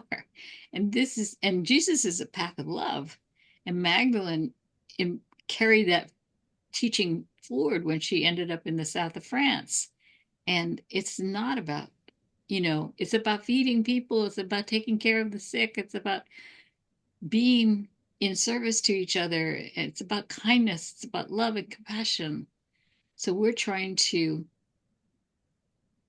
you know, we're trying to keep that message raised up to the national platform now. So any thoughts or feelings that you want to share? It's time. It's time to share what you have, all that you've learned, all that you've lived, failures and successes. It's time to go out and preach the gospel. It's just that simple. No more hiding with people who look and sound like you. We have to go out. The world's not going to change if we're talking to the same 20, 30 people. That's just not how it's going to work.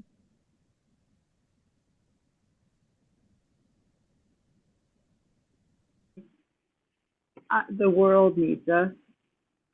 The goddess needs us.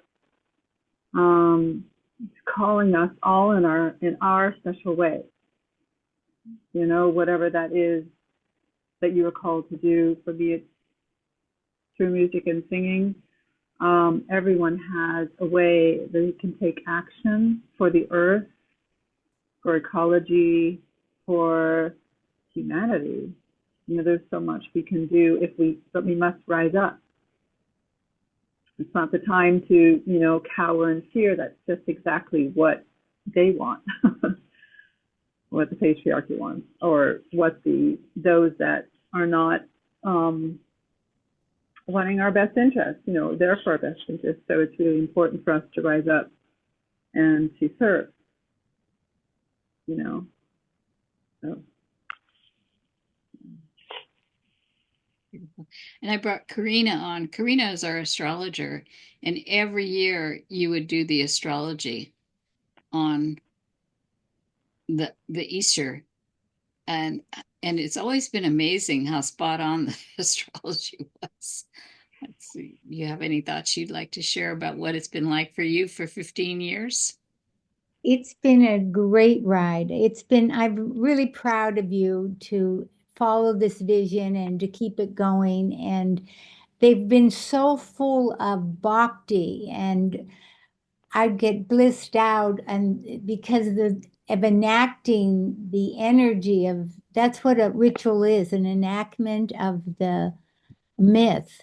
enactment of service. And I'm learning that we change our mammalian brain through ritual. And so it's really been a beautiful experience to be part of this. And I feel like I'm working on the hero's journey, the goddess warrior on the hero's journey. And to be a hero is to give back to the world. And both of you, two of you said that to teach and give back what you have learned in the process. And I'm just looking, we were, Christy and I were initiated together with Elizabeth from in 10 and that's a long 15 years. It's 15 years. So I honored these processes and I'm so happy that we have them because it's so important that we bond together, connect together, because it's the group energy of this Aquarian time. And in numbers, we become more powerful. And the problem that we are lacking power is that we're separated. So, and that quote that you always say in holiness, all separation vanishes when we share that which is holy, for holiness is power, and as we share it, it gains in strength. So thank you for doing these, and thank you for including me. I'm honored to be a part of it. Awesome. We're going to close now, and Caroluna, you, after Elizabeth prays us out, she's going to sing and perform Casta Deva, but I was thinking if you want to share a little bit, maybe, I don't know that everybody understands what the Casta Deva is all about. Would you be willing to share about that? Yes, I would. Can you hear me? Yes. Okay, great. So the Casta Diva means chaste goddess or pure goddess. This aria is an aria of a druid priestess invoking the goddess of the moon to bring her peace that reigns in heaven onto earth. The words are, pure goddess whose silver light shimmers on these sacred ancient trees. We turn to your lovely face, unclouded and without veils. Temper, O goddess, the hardening of those ardent hearts who would want to make war. Temper their bold zeal. May your peace that reigns in the sky travel across the earth and reign in our hearts forever. Awesome. Wow. Thank you. And so, Elizabeth, can you close us in prayer? And then we'll play the song of Caroluna singing to end our ceremony. My prayer is to beloved Marie Magdalena. It has been my honor, privilege, and deep devotion to help present and represent you to our modern world. May you inspire and guide all of us who seek to better understand the Christian mystery and your essential role, your very essential role within that mystery. May we draw inspiration from your life, your love, your strength, your dedication, and your courage. May your presence be with us as we move forward in our life and face our many challenges. I pray that we all be guided, loved, inspired, and protected by our beloved Marie Magdalena as we move forward today with a renewed sense of purpose. May this be a joyous time to follow our soul's highest calling, and may we say yes to new adventures and new experiences. May the spirit and light of this beautiful Easter day bless and protect us all on our journey of spiritual transformation into loving light. Let us be joyful and happy as the consciousness of the risen Christ shines within us, guiding our way home. Aum, and blessed be. Aho. Blessed be.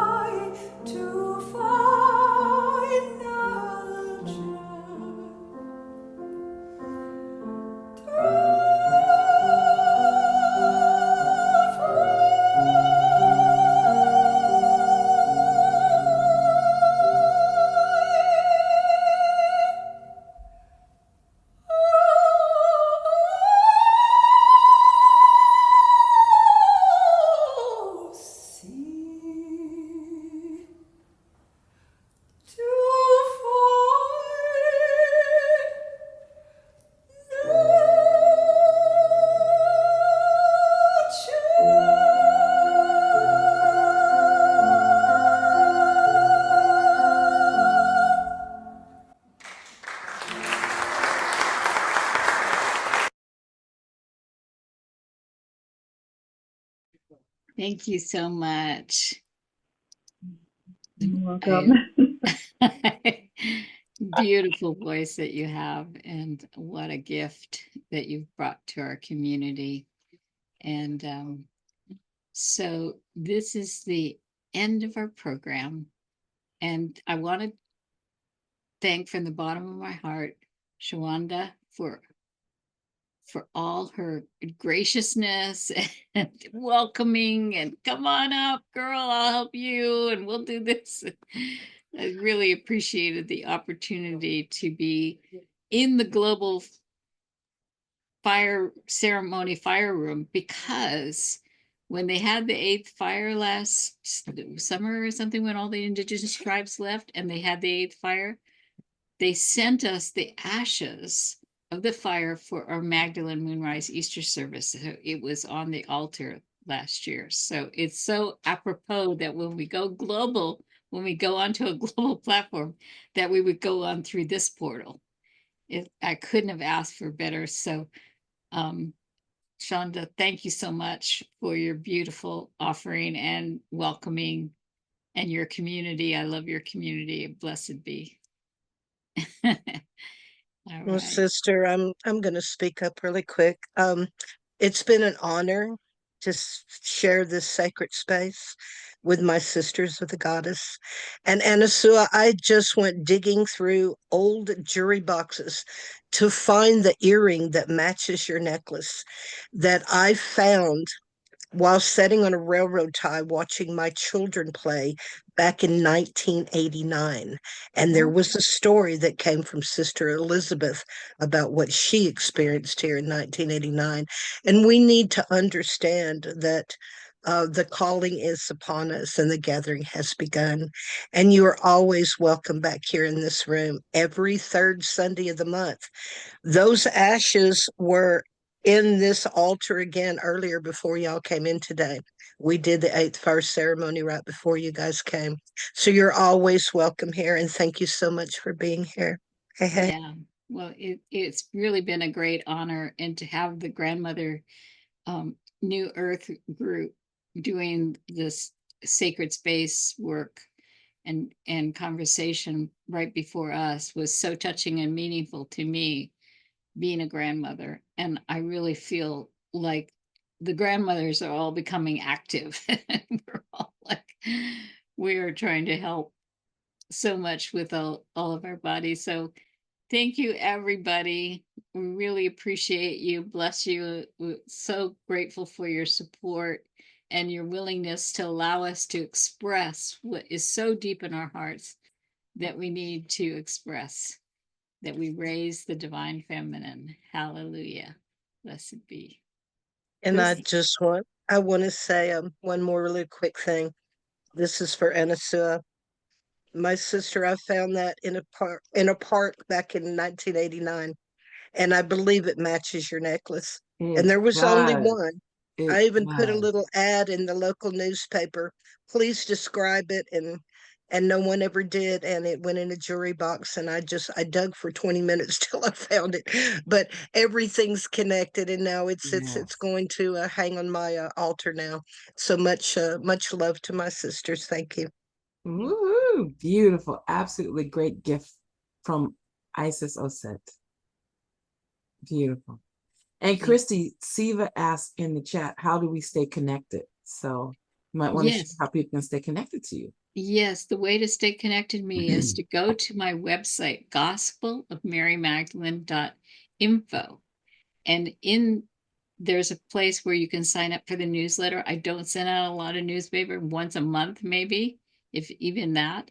And what will happen is anything we're doing will go out. And for sure, once I get the 7-day summit edited, it'll be available for people to watch.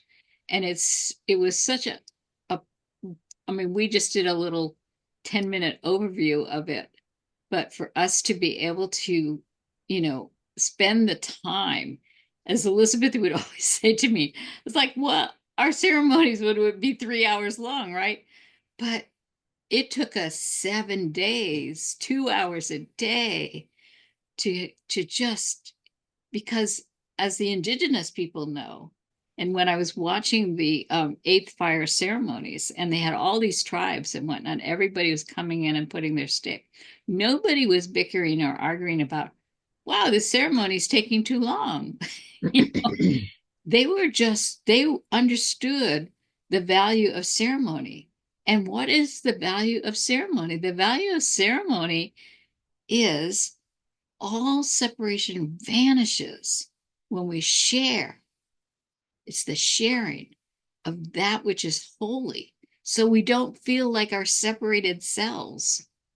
And when we share that which is holy, then that's when we can come into a place of strengthening. It strengthens us. And then, as the Gospel of Mary Magdalene says, you then walk forth in your heart of love and touching people with love and expressing love. And then that's how we get a world living in love. And we have work to do. Fire on. So thank you. And I know you're going to have an Astara ceremony following us. So we're so grateful for the spaciousness and the time and everything that you gave us here. Thank you so much. Blessed be.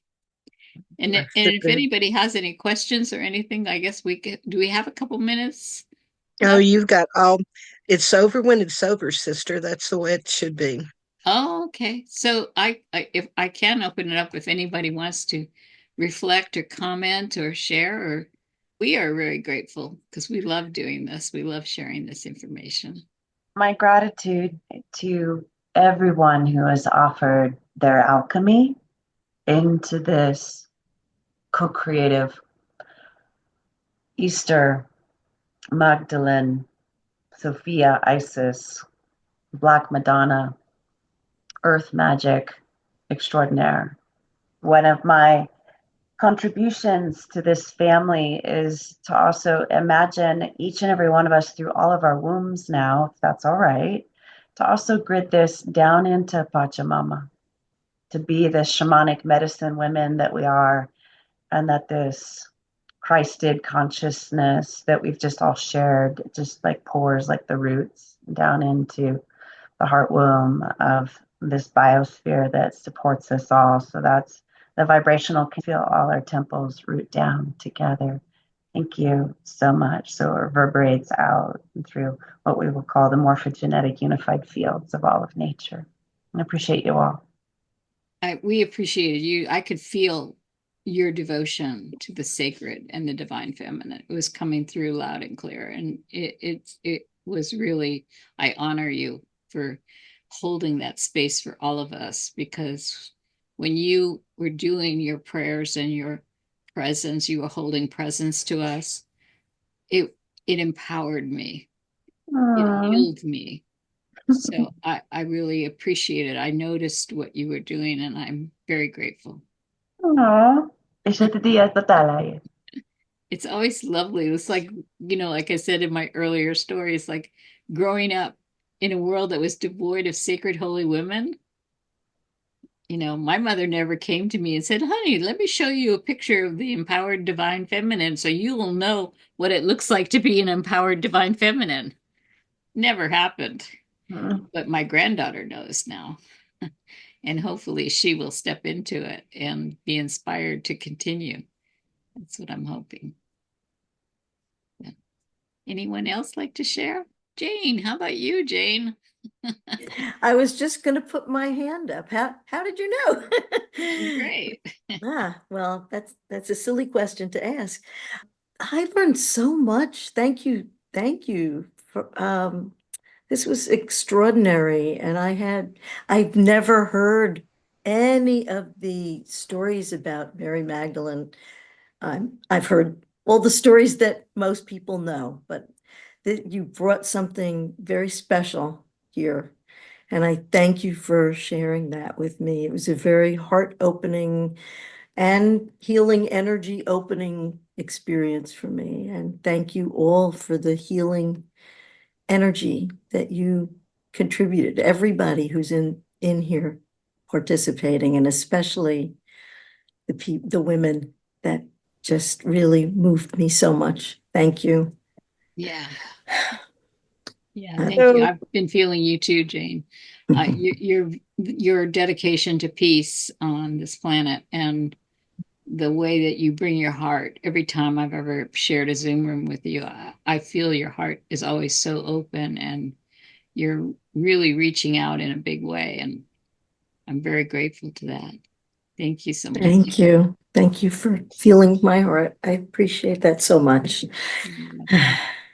Anyone else want to share? I believe love is the most powerful force on the universe. And you have brought so much love and are such a love warrior, you know, with that defense of your grandmother and elevating the feminine in just such a powerful way. I can't believe that you're unstoppable. So they better watch out. That's what Elizabeth would say too. And I just want to say thank you so much for today. This was beautiful, heart-opening, and everybody that has spoken has just emanated that power of love, and I'm really grateful. Yeah. It was so funny because when I got ordained, it was like Shaktipat ran through me like I had never, and I was like standing there going like, whoa, what just happened to me? It was so powerful. And then I just took off like a bullet. I started to receive visions, and slowly the parts and pieces for doing the Magdalene Moonrise service came in, and everybody galvanized with a big yes and brought their song, their dance, their storytelling, and then to speak the stories that have been suppressed. That was what was so empowering for me, because these stories, like Elizabeth's talking about, you know, Magdalene's connection to Isis and being a priestess of the myrrh bearers, you know, so they understood the oils. And there's so much more we could have gone into on the stories, and maybe you'll offer some more classes, Elizabeth, so people can take a deep dive. You should, I mean, we put your website in the chat, but you want to say how people can get a hold of you your website? Well, because I got so much spam on through my website, I don't know if that contact information works anymore, but it's simply Elizabeth at mmagdalene.org will get to me. But since you brought it up, Christy, the Isis piece in the relationship with the Isean mysteries and the Christian mysteries is a huge piece. And I've given many talks and presentations on it, and I could do it again. So upon request.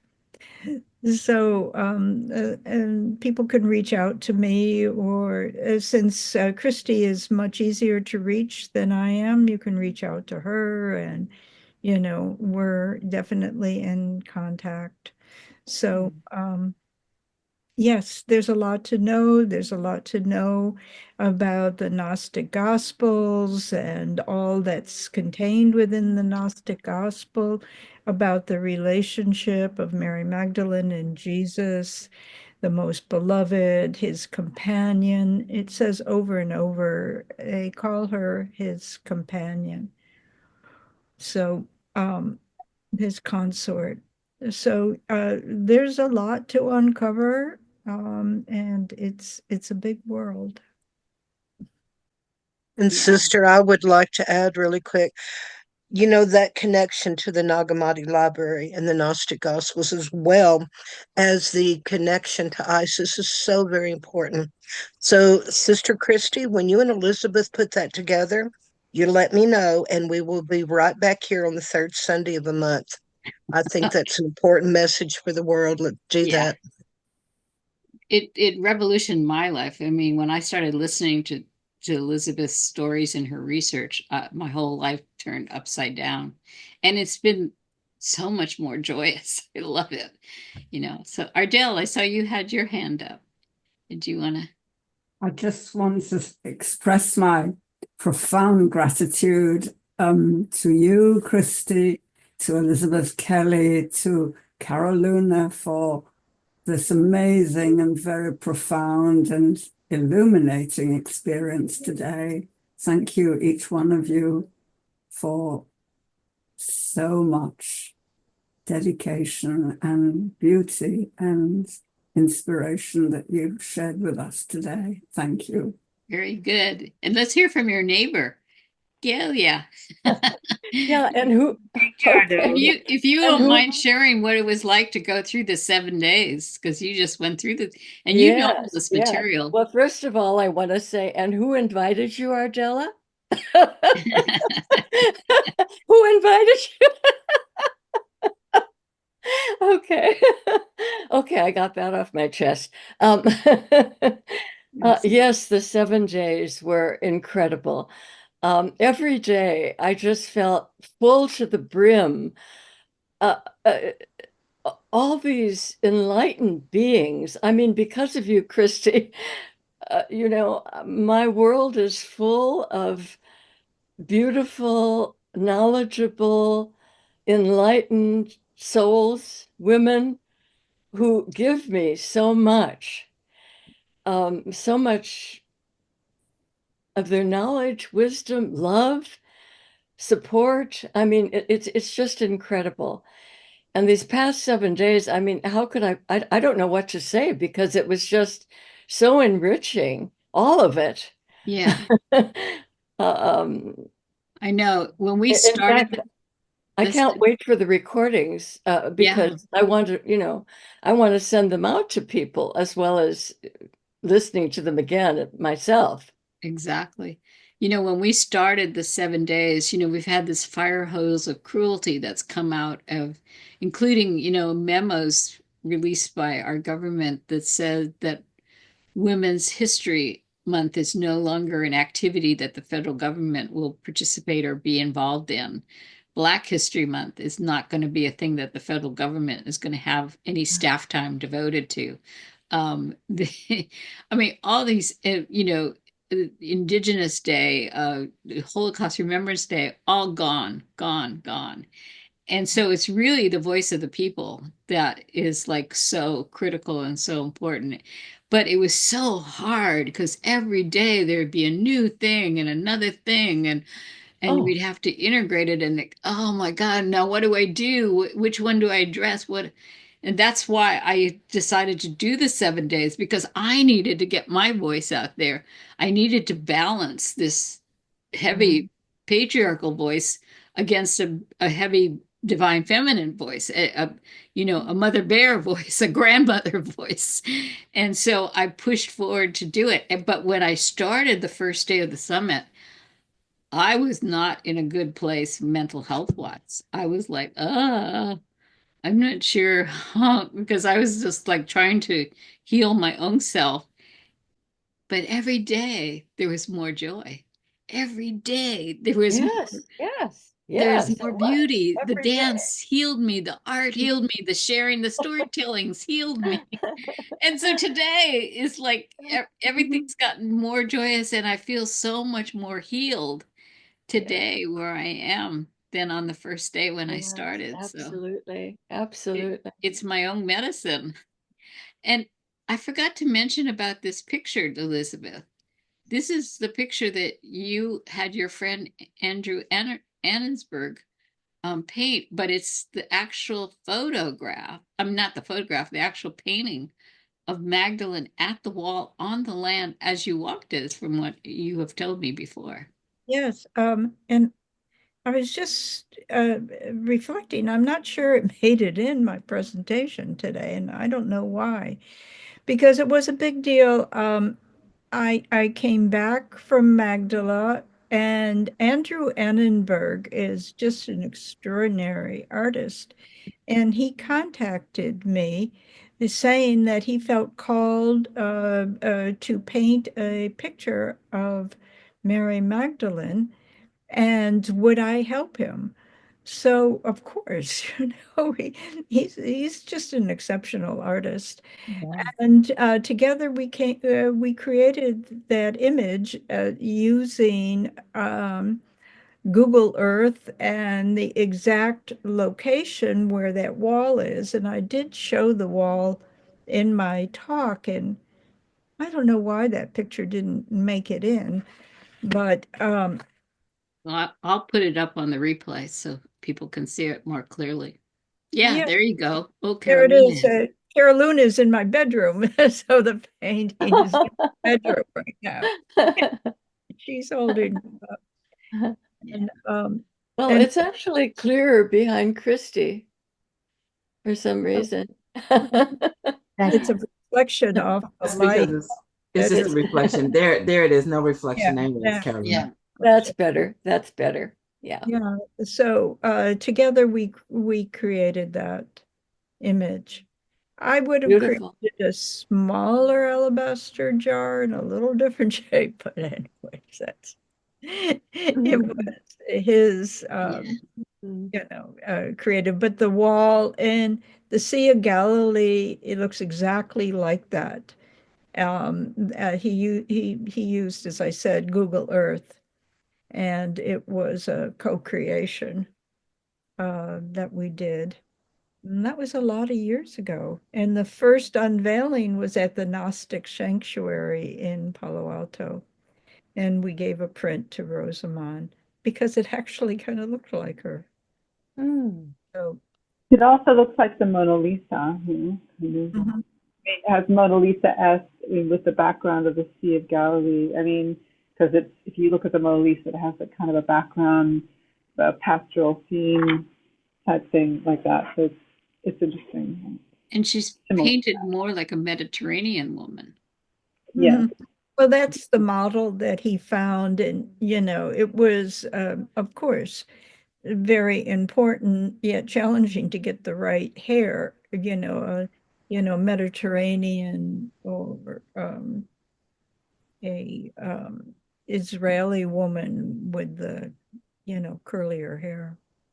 So he took it very seriously, and I'm grateful we have that as a testament to our long friendship, which started in the 80s, my friendship with Andrew. And he's somewhere in Southern California now. I don't know exactly, but he doesn't live in this area anymore. Well, I found that when I first started to lay eyes on these images of Magdalene as instead of the penitent sinner groveling at the feet of Jesus, but really more an embodied, empowered self, and enough of them, I found I had to, every day, I was searching and looking and buying paintings and hanging them on my walls. It was like, it was so powerful and healing. And then Shiloh Sophia, who does a lot of the artwork that we used in the ceremony when we were doing that, she was telling a story about how, she, as a shamanic artist, you'd have the white canvas before you, and she would drum and whatnot and bring the divine within the woman and get out onto the paper in front of her. And one of the women was looking at the painting that she had created of herself, and then she was so blown away. She became obsessively compulsive about painting divine feminine images. And so one wall, next wall, every space in her house, all the walls got filled up with divine feminine paintings. What people didn't know was during this time that she was painting the divine feminine, her husband had been beating her. And so what ended up happening was, once the walls were all filled up, he couldn't beat her anymore. So it was really created a healing in him as well as in her. So, and Anasuya, I guess you don't have your artwork in the back, but Anasuya is one of Shiloh's intentional creative artists, and has a lot of beautiful Black Madonna paintings as well. More to come, more to come. But yeah, today I'm at the beach. Elizabeth is in the heavens and I'm at the ocean. Yeah. Next program, Sisters, I'll keep them I'm going to behind. jump in here really quick. We have an interesting question that has come in from behind the scenes. How does this relate to the Da Vinci Code? I believe that was historical fiction written by Dan Brown. Y'all remember that? Yeah. Yeah. Da Vinci Code. Yes. Well, it's really interesting because this is one story that Margaret Starberg, Margaret Starberg wrote the book, The Woman with the Alabaster Jar. And when that book came out, a woman bought a copy of the book and she was sitting on the airplane reading it. And the person that was sitting next to her was Dan Brown. And he had been working on his murder mysteries and whatnot. And he asked her, "What is this book you're reading?" And she started to tell him. And so he got a copy and his wife picked it up and she read it. And then she came from a woman, right? She came to him and she said, "You need to write this story about Mary Magdalene and thread it into your murder mystery that you're working on." And he went, "Oh, okay, I'll look into that." And so it was out of his wife's inspiration after reading The Woman with the Alabaster Jar that Dan got sparked into creating this story about the Da Vinci Code. And he was beforehand, maybe he sold 20,000 copies. He was a prolific writer and he sold pretty well. But of course, after he put Magdalene in there, how many? 20 million copies. I mean, it took off like gangbusters. And then also the connection back to angels and demons as well. It all circled back together. Well, it's all with all of those things. The thing about it is our journey to awakening is a customized journey. And I don't judge anything, from what, there are so many women now channeling divine feminine things. And I never judge. So I try to stay open-minded because with all these things, even if the basis of his thing, maybe it's not 100% accurate, and probably is not, but and we don't know. That's why I teach the Gospel of Mary Magdalene, because we actually have the papyrus and we got the documents right in our possession, so I can speak to that. But it's like there's kernels of truth, and that one kernel could be the thing that sparks that person and it helps awaken them, or it's one piece of their puzzle that they need.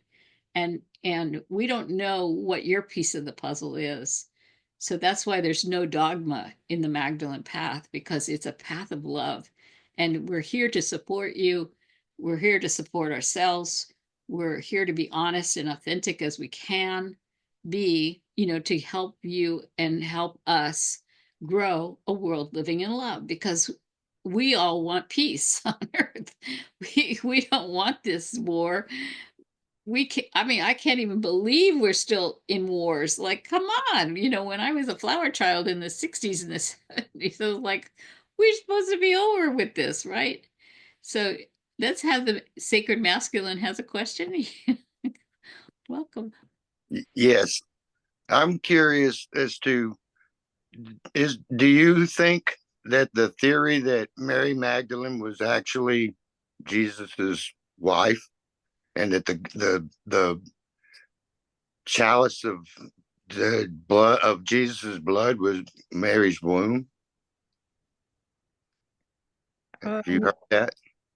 I'm very aware of it. I'm very aware of the book Holy Blood, Holy Grail, and I'm also aware of the ulterior motive that book was written, and from the origin of this.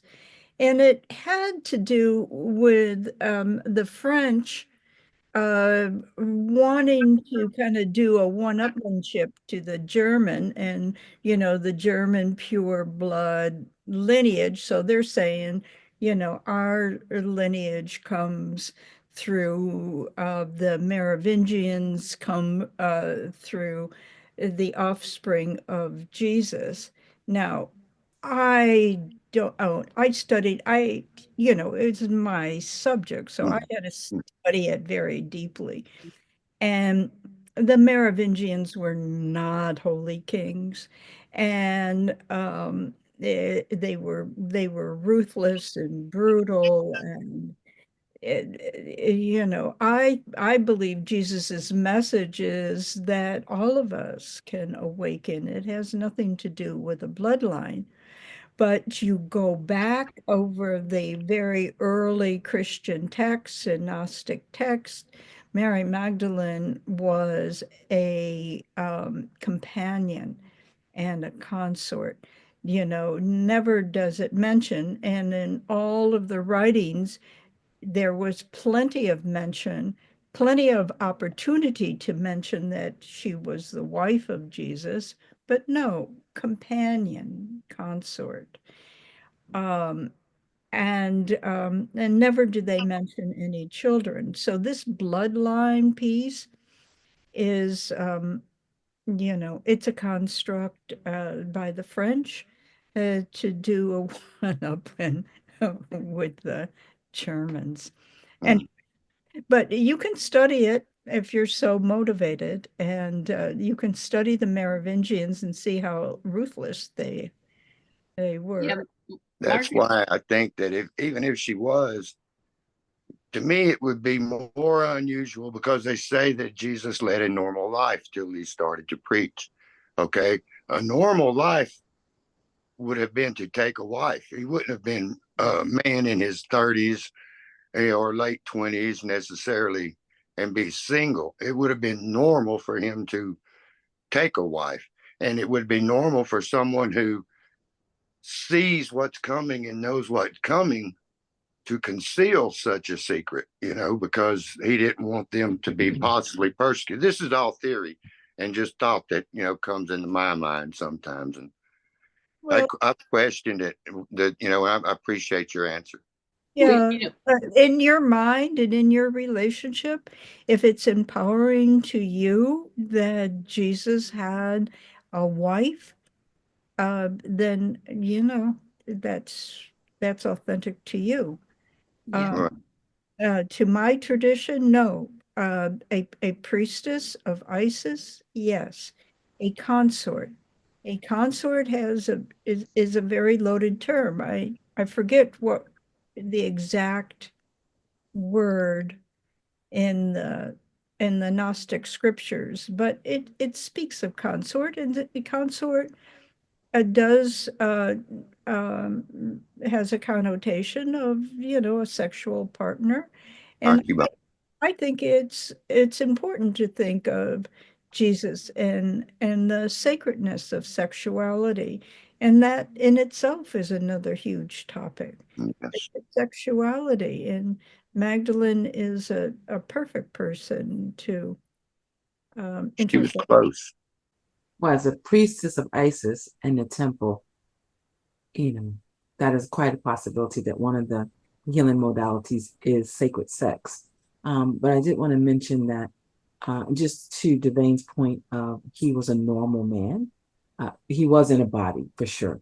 And as a rabbi, if he is a rabbi, because I've actually read that he wasn't a rabbi, but if we go with he's a rabbi, then a rabbi has to be married and have children, because the philosophy in Judaism is if you cannot manage and govern and lead a family, how can you lead a church? So there's that. And then also consort has many meanings, but it also means spouse. Because right now, in all the kings and queens of Europe, they have the king and the wife consort. Sometimes it's called the queen. Or Queen Elizabeth's husband, Prince Philip, was the prince consort. Right now, anyway, so it means wife as well. Doesn't just mean bestie, companion. Yeah, Harvard. Accomplice. It also can mean wife. Thank you. Spouse. Harvard professor Karen King published a papyrus fragment that was found that used the word that is a direct translation to wife, and that was going out and around for a while with it. And Margaret Starberg started her research for the woman with the alabaster jar because she was a staunch, strict, conservative Catholic army wife. And she was also an academic scholar. And she just what? They're having sex? No way. I'm going to disprove it. And so she dove in to the research at a very deep level. And she was able to get into some archives in the Vatican and whatnot. And she was able to, she said, I found more evidence of the possibility that they were married than that they weren't.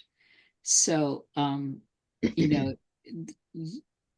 that was her research, and that was the thing is that what Elizabeth talked about, the sacred sexuality, the heros gamos, they operated, the two of them, on a much higher level than we ever do, because we don't have sacred holy women. We have few. We have Reverend Davy and Grace, and we have some of you on here who claim that sovereignty and hold it. Anasuya, you know, I mean, but seriously, we're so sorely lacking in women who know how to claim sacred. And so when you work with the sacred, you go to a whole nother level, because you're above the battlefield. You're not in the 3D realm. You're in a higher state of consciousness.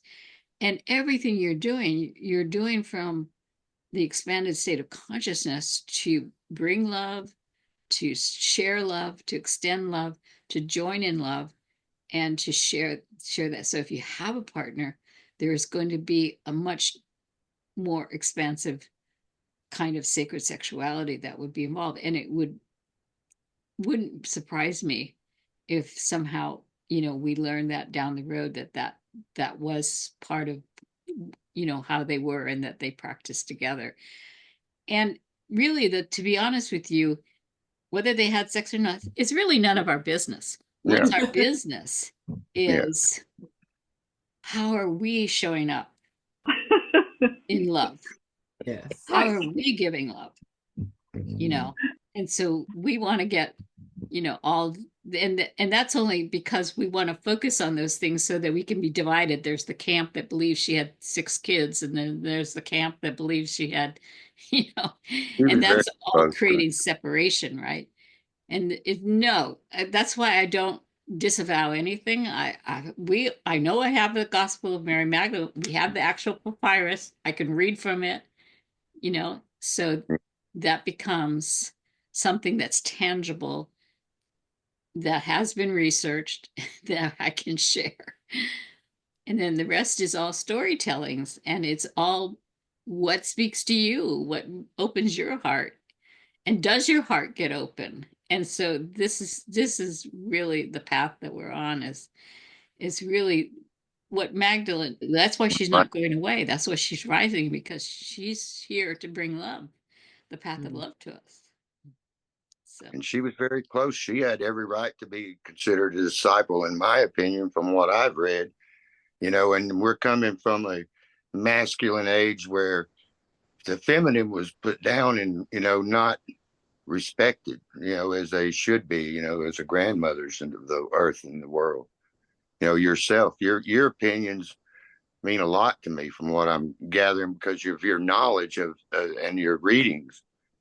You know, I want to thank y'all again. I thanked you in chat, but I want to personally thank y'all for your enlightenment, sharing. Well, every time I find a way, or someone who has uncovered that which has been suppressed, is particularly around women, I'm all about that. I think we need to stop the suppression of women. And of course, right now we have a government that's actively involved in suppressing women's voices, women's right to vote, women's history. And this is not okay with me. And I'm a grandmother, so I'm speaking up. You know, Anasuya is a social justice warrior, and she's speaking up. And many of us on this call are doing the peace work to try to bring our voices to the mainstream. So that's why I really said it's time for us to go global. It's time for us to get this up on a global platform. And so I'm deeply grateful to all of you for showing up and supporting us and allowing us to have this form, this expression of the divine in the feminine form. What a great place to wrap it up. And just a beautiful note of just yes, yes, Yeah. yes. Yes. All right. Thank you, Brother Thomas. Yes, thank you so much. Blessed be. Thank you, everybody. Thank you. Thank you Yes, very much. it's Thank good you. stuff. Blessings. I do have a Blessings to follow-up everyone. comment really quick, sisters, Sure. before you move on. I think what we just discussed about you coming back, maybe on the third Sunday of next month, if you can put it together, that's a month. I think it would be very important because you have to understand, you've mentioned something here tonight, and that's the gospel according to Mary Magdalene. Oh, And yeah. how many people do not even know of his existence? How many people have never heard of the Nag Hammadi Library? Yeah. And they say, oh, Gnostic Gospels, I've heard of that. But let's tell them, let's read these stories. I think it's very important. And You know, one of the little pieces of research that I've done is a lot of people know Dr. Joe Dispenza, and his work is going viral, and everybody's really enamored with him. And I'm listening to his talk on his YouTubes, and he's talking about, well, the first thing I discovered is you have to do this. And then I got the scientists to document baseline data so that we could really understand scientifically and validate what we were doing. And then the next thing we had to do is this. And then we wondered, how many days does it take to have spontaneous healings, to have people get into a transformational state? And so he said, well, they figured out it takes 7 days of doing these different deep meditations going. But when he was talking about the step-by-step thing, he says, the first step is, and he names the step. And I went, wait a minute. That is word for word exactly what Mary Magdalene is describing in the soul's journey when she's talking to the disciples to try to, they're asking her, come on, you know something we don't know. And she said, because she awoken, right? She was an awakened person. And so she said, well, I'm happy to tell you, but you don't have the ears to hear, but I'll tell you anyway. And then she said the first thing that happened was, and she says the same thing that Joe Dispenza says. So I did a YouTube video that I call Dr. Joe Dispenza Meet Mary Magdalene. And I'm so grateful that he has put the science to it now. But literally, it's almost word for word. What he says is step 1, step 2, step 3. And what she says is the first step I took, the second step I took, and the third step I took.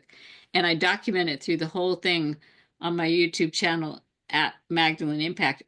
It is now up to 44,000 views. right. It's like taking off. It's ready to go viral. Wow. What That's- she that- said. That sounds like a watch party we need to have as well. Yeah, And that one will more get people thing to come that in, hit let me me tell when you, Brother because Tom, people love it when the science meets spirituality. right? And It's that's the gift very that he has important. brought. But he's always talking about it like, well, we discovered this, and I had my scientists, I had heart math, and we discovered this and we discovered that, right? No, you're documenting. Well, actually, I it was want to add already one more discovered. thing. I I'm want to add sorry. one more thing here. Brother Thomas brought up, I believe she was a disciple. And here's the thing, we always hear that number 12. And when we look at where the origin of that is, that's Babylonia. That's when we were all divided into 12 for 360 degrees. Now look at the sacred 13. There are 13 moons in a month, consisting of 28 days. The women's menstrual cycle follows that. Right. So I have always believed there were 13 disciples because that is the sacred number. We were taught about Friday the 13th. Remember that story? Mm-hmm. That was part of the dogma to get us away from the sacred cycle of 13. 13 has always been the sacred cycle, not 12. And you're absolutely right. All the original calendars were 13 months, not 12. There's been many things, but that's also the number of a coven, 13. Right. It's the Exactly. number of sacred holy women. It is a number of high spiritual priestesses. So to demonize this and move people away from goddess consciousness and mother goddess consciousness to focus on patriarchal God, the male. They had to demonize 13. So you have the 13th floor is bad. Friday the 13th is bad. You have all these references to 13 being dangerous and scary. And that's all to make sure that people don't understand the power of women. Exactly, sister. And you see it in nature as well. Look at the tortoise shell. The indigenous communities have used the tortoise shell as a calendar for eons. The tortoise shell has 13 sectors in the center and 28 around the outside, representing the 13 moons and the 28 days of each moon. And so you see it in nature. It's part of Phi, the golden mean. 13 it's a sacred number. Right. So there is no reason to ever believe that he was not a disciple. The natural order. That's right. It's a natural order. Natural order. Exactly. 13 moons mean 13 months. And so that's why it was originally 13-month the calendar. Exactly, sister. Caroluna, you wanted to share? Oh, it's interesting. I know this is not completely off topic, but Taylor Swift was born on 13th, like December 13th, and she's big on the number 13. And I have to say, as billionaires go, she is a magnificent example of how someone can be, if they really want to be a sort of philanthropist, if they want to help others. And I became a Swiftie, because of her. What she would do, she would show up into a city and she would give to the food bank. She would leave money. She would give tips to all of her truck drivers, give them $100,000 each. Because she wants to show what you can do with your money. You're not just greed, power, and Anyway, but 13 is a powerful number. It's 13 moons. My name Caroluna. I'm big on the whole 13 cycle, the moon cycle. So. All right. Okay. Any other comments or questions otherwise? Yeah, you've been going at it. I can stir the pot now. Yeah, a long day on the Zoom. But we were so grateful to have this. It's like a metaphor to take this work out into the world, right? And now you all have this information that you can go forth and share the stories and talk and inspire people and circle up with people. And we're all here ready, waiting and love to help in whatever way we can. So thank you. That's it. Thank you. All right, sisters. Blessings. Yeah. Bye. And as tradition in the Global Fire Room, when we close the recording, we say thank you to the energy in the room. Hey, hey.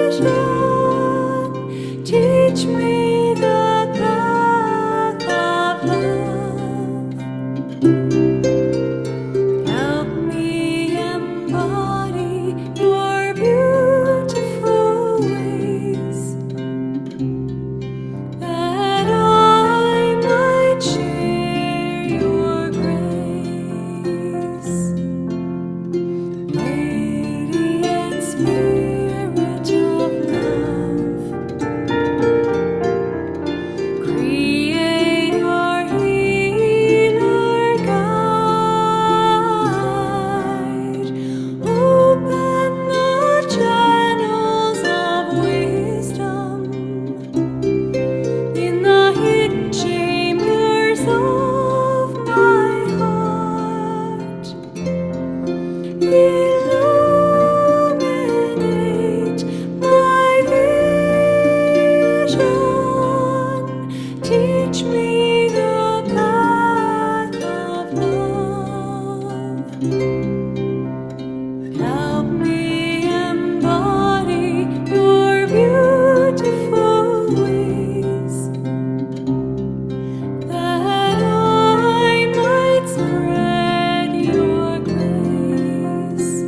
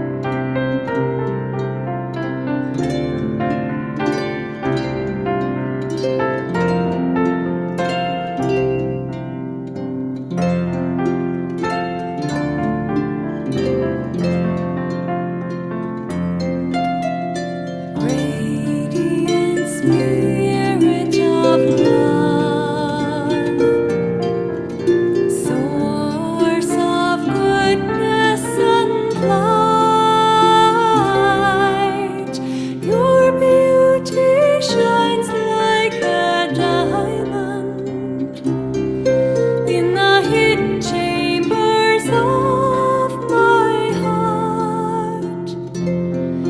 Illuminate my vision, teach me the path of love. Help me embody your beautiful ways, that I might bring your grace. Help me embody your beautiful ways, that I might bring your grace.